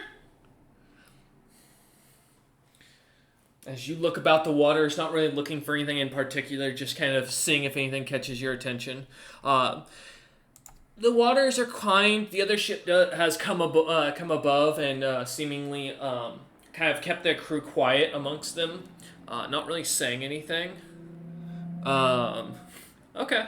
The night continues on peacefully into the morning, where as the morning comes, you are informed by one of the other crew from the other ship that they have managed to score a large amount of loot. The captain kind of asking to come aboard as the morning sun begins to crack over the seas. Yes, of course. As the rest of you kind of find yourself slowly coming to awake in the morning, Wara having spent about half the night awake at watch, looking about the seas and nothing having happened. Wara, you're kind of awoken, having only slept half the night. It's not as you hear the rest of the crew going about their work and getting ready to kind of serve breakfast. The upstairs above you, as well as Vicarette and Dutes, as you hear above the sounds of Azurus talking to the other captain, the Howling Dragon, Koboldkin. I'm just curious, are you 3 going to stay below deck and enjoy amongst with the crew, or are you going to head above deck as you don't see Crump down below? I will take my breakfast with me onto the deck. Okay. I only need 2 hours of sleep, so I'm wide Oh. awake. I just Oh, go okay, back fair. aboard. I forgot. Wait, you really only need 2. Oh, wow. Okay. All right. Yep, I bought something that lets me do this. I forgot about that. All right, yeah. As you head up without an issue, as you wake up bright and cheery-eyed, heading above. Dude, you said yes, so okay. Yeah, I'm taking my food upstairs. Okay. And Vicarette, are you staying down with the crew, or are you heading up above? Uh,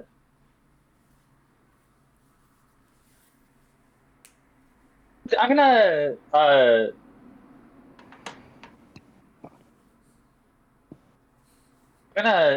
just kind of meander about and work with loyalty. Nothing, considering that Crump's role is to check and overrule any amount of downtime nonsense we do to do anything. So it doesn't really matter. There's no point to it. So I'm just gonna telepathically communicate with my baby. Yes, your little the Beyblades from the sack. Yep. Yeah, basically kind of telling them moral tales and stuff like that, and getting them to be Mm-hmm. Okay. aligned to me and Okay. my aim. As parents do. Yeah, give me a diplomacy check, if you will.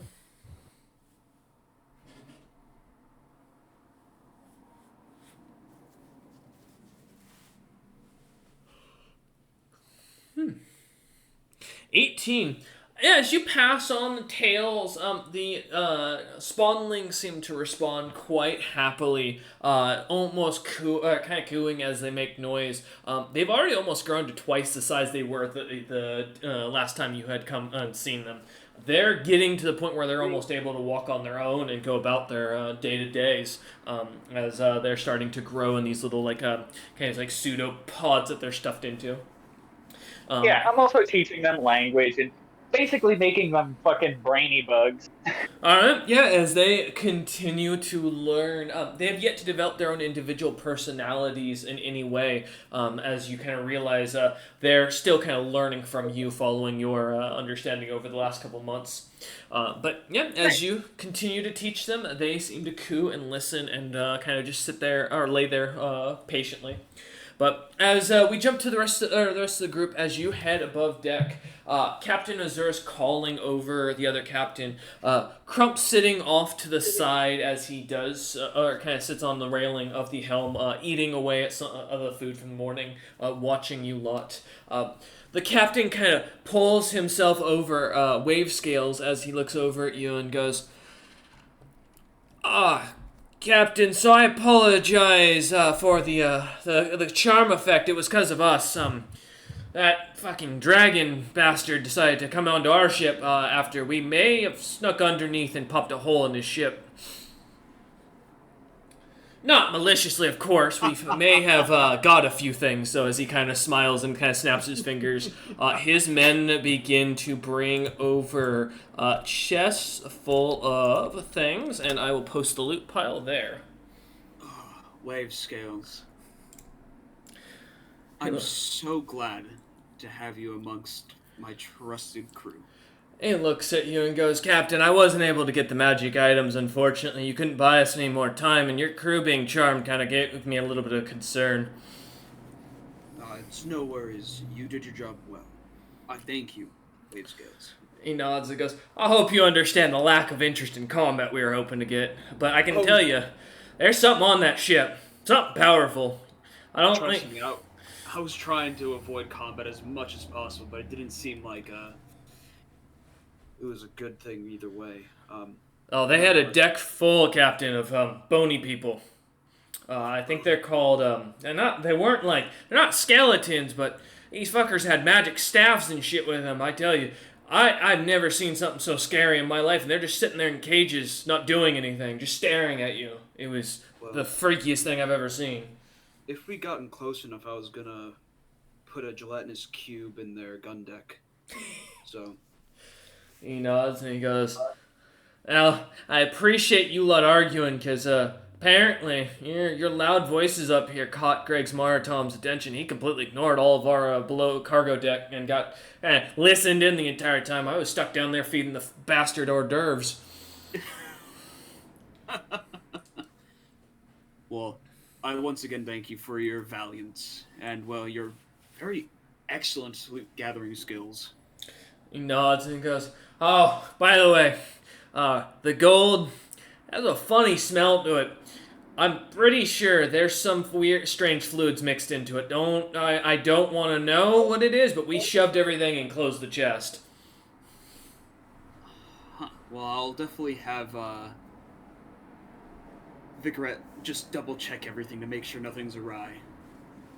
He nods as he looks over at Doots and goes, "Aye, Commander," as he waves. Hello. Alright, well, that's your share. We already took 10,000 off for our own work. I'll use it to fix up our ship when we get to port. For sure. He kind of climbs back over the gangplank as he does so, and as he pulls it back up and goes, "We're going to follow about a mile behind, and we're going to keep down to the waters. I don't think anything should be approaching, but just in case." For sure. Wave Scales, thank you very much. You have turned what was a sour day into a day that wasn't so bad in hindsight. He kind of nods and smiles at that and says, "Hey, if your craftsman managed to make anything interesting, I call first dibs." All right. I'll also have the cook send over a nice barrel of the spiced whiskey. He nods and goes, "Oh, by the way, so we could hear most of the conversation. Do you want me to take Crump aboard my ship for the time being, Captain?"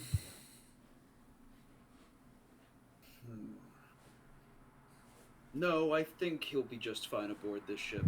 I can understand there might be some issues, but I do not want to alienate my first mate. Granted, his transgressions, he still is my second in command.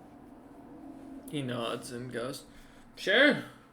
As long as we don't have any issues with the loot, I'll keep to any plan you got." Captain? Yeah, what's up? Permission to go aboard the other ship to get more sailing experience with a different crew? How long are you gonna be gone? Until you tell me to come back?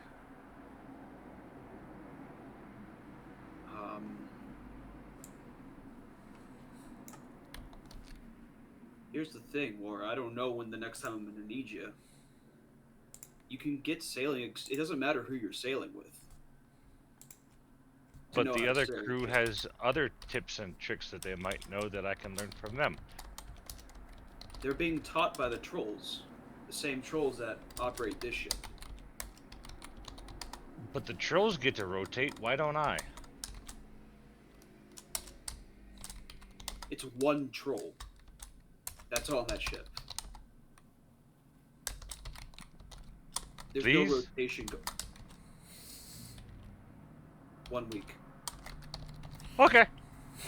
As he climbs aboard, Captain Wavescales just looks at you and shrugs and goes, "Sure. We got some heavy lumber we need moved."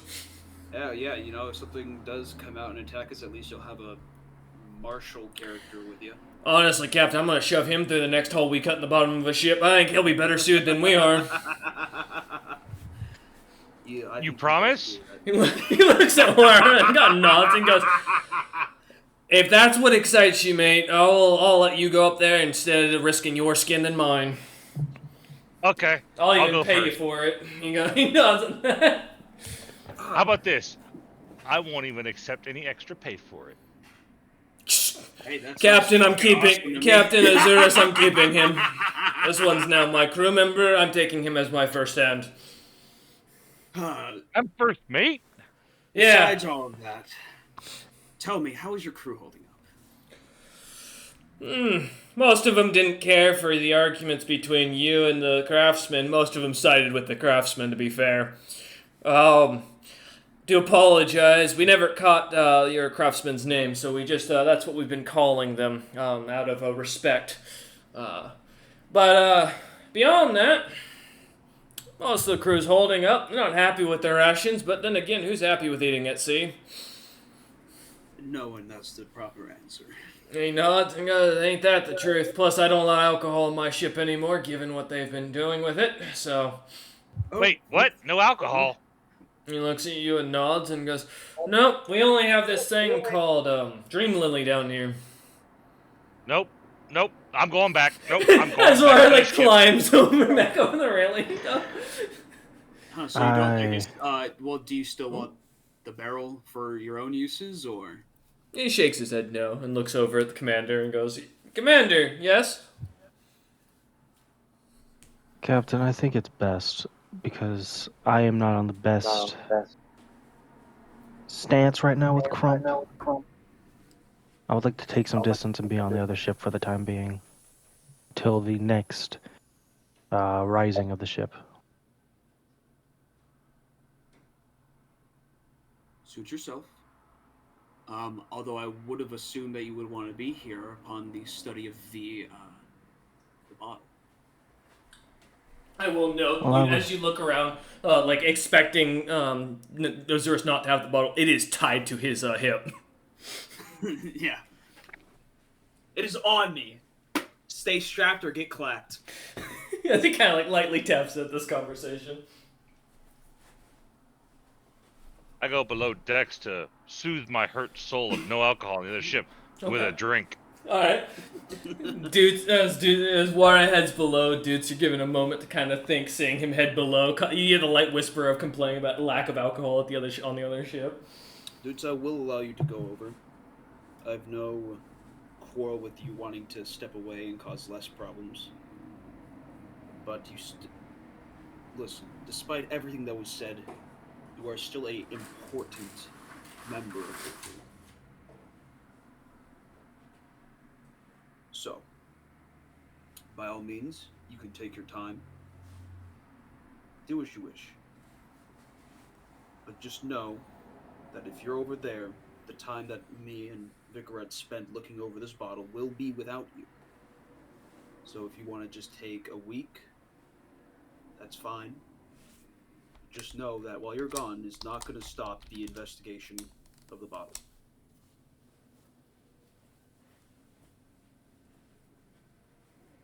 DM, as I'm below, can I talk to the quartermaster? There is no quartermaster. There is no quartermaster currently. It's a light crew. No, I thought Osiris' ship had the quartermaster, the dwarf. No, he's a cook. He's a cook. He's not been promoted yet. Oh, yeah, he was Quartermaster under... a quartermaster needs to, like, be, like, a representative of the crew almost, you know? Someone who has, like, their entire trust. Mm-hmm. And Oh, the okay. crew hasn't been here long enough to have one of those yet. It might actually end up being one of the trolls under my stead. Okay, so I go talk to the dwarf then, the cook. Okay. Yeah, we'll get to it in a second. I want to give dudes a second to respond here. Dudes? I will stay aboard their ship for 3 days, after which I will then come back and we can resume the tests, with me included. Y'all may do them without me for those 3 days, though I would prefer if you waited on for just the extra assurance. I nod. I have no intention of messing with the bottle under any unsafe. My eyes, well, my antenna flick towards Crumb, like angrily. Nope. Very well. You may go aboard. You may go aboard for 3 days, and upon returning, we will start our investigation. Vic, if you do not mind, please go over the gold. Wave Scale said there was something up with it, if you don't mind. I don't know if it's magical in nature or just fluids of an unknown origin.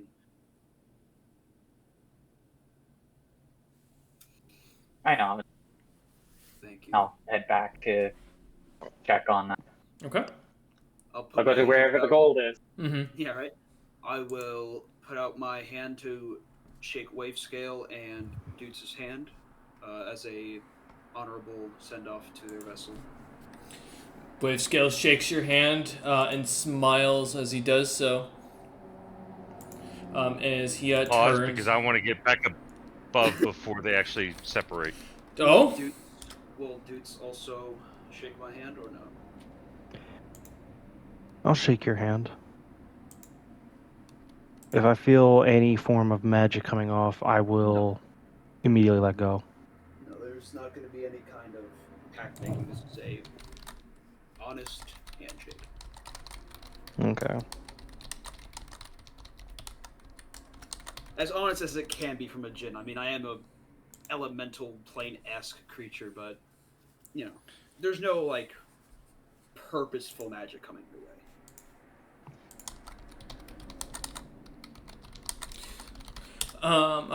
As Warwick kind of takes a second, heading down to the cook, and as he hears the final goodbyes being given, turns around and runs back up. No. I wanted to talk to the cook real quick and then run back up. Oh, okay, yeah.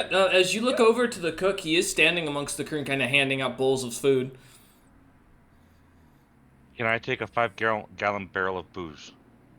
He looks at you and shakes his head. No. It'll be for a good reason. And you'll be above deck to hear what's going on. He shrugs and he is going to follow after you to hear what's going on. Yeah, I would have told you fucking no if you asked for 5 gallons of fucking whiskey, man. I'd say, fuck that. No, you ain't. So I grab a 5-gallon barrel and I run back up. Mm-hmm. Yep. Captain Wave Scales. No, it's Can I Alexi. come aboard and you hold on to this and I get to have a small portion of this each night. But it stays in your control the rest of the time. Give me a diplomacy check.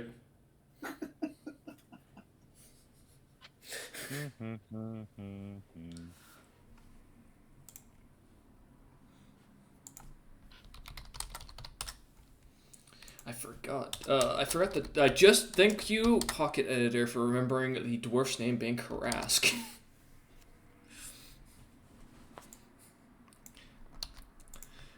I forgot that myself. Yeah, same. Oh, funny enough, looks like I didn't forget. I wrote in Sunday's notes. Okay, that was my bad. Yeah, that's so funny. Mm-hmm. Yeah, Sunday really needs to know about Karask. Huh? Yep. Go ahead.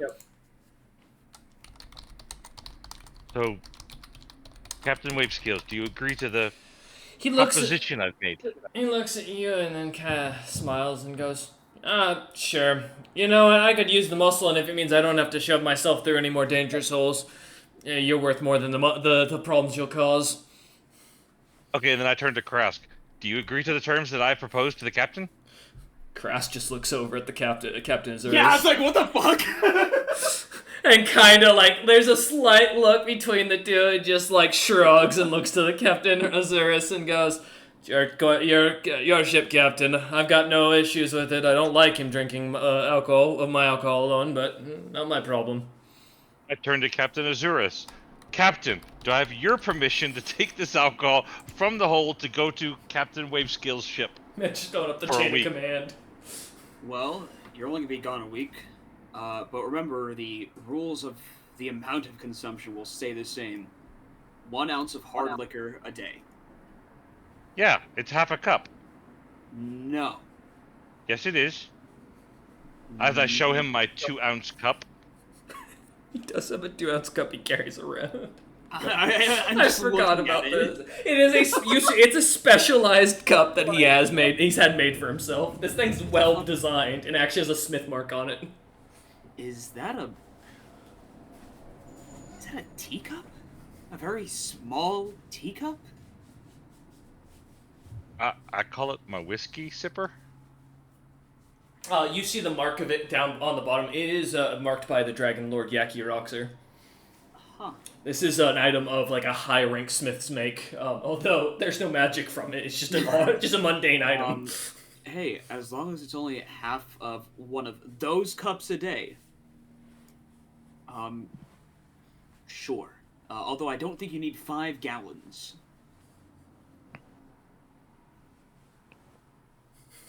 Well, it's the smallest barrel we had in the hold. Then don't take a barrel. Fill up a flask or something. the flask won't be big enough to hold me over for the week. As I show him a 6-ounce flask I carry. Then take a second flask. Sorry, Caress, can I have another flask, please? He kind of shrugs and just hands you his own. And I hand the 6-ounce to him because his is 10 ounces. I'm like, thank you. I'll see you in a week. As I skip with the flask and my little whiskey cup, off along the plank. Captain Azurus, you're starting to realize Warren might be an alcoholic. Very light alcoholic, but an alcoholic at that. As long as he's drinking the allotted amount, I'm okay with that. Most sailors are drunkards anyways. As I pass Captain Wavescales, I hand him the flask. Here you go, Captain. I'm first mate. Wavescales just shrugs and kind of looks over at you as he kind of pushes away from your ship and they start to submerge slowly. It's like, hey dudes, would you mind staying there for a week? Just to keep an eye on Wara. Sure. I'll stay for a week. This dude climbs over quickly to get aboard. The three of them begin to head kind of towards what looks to be the stairway down below deck and disappear below deck as the ship slowly submerges itself back underwater. Now I will go Vigorette to go over the loot. Fair. Sweet loot. As as you turn to go with to join Vicarette and look over the loot you gained, we're gonna end there as you lot kind of start looking over the massive pile. As the next couple months will go on, we'll be coming back next session in about another 2 months, assuming that the captain would like to see if he can try to deal with the Golden Heart Merchant Company ship next. We will see you then. Thank you all for watching, and we hope you'll join us next time.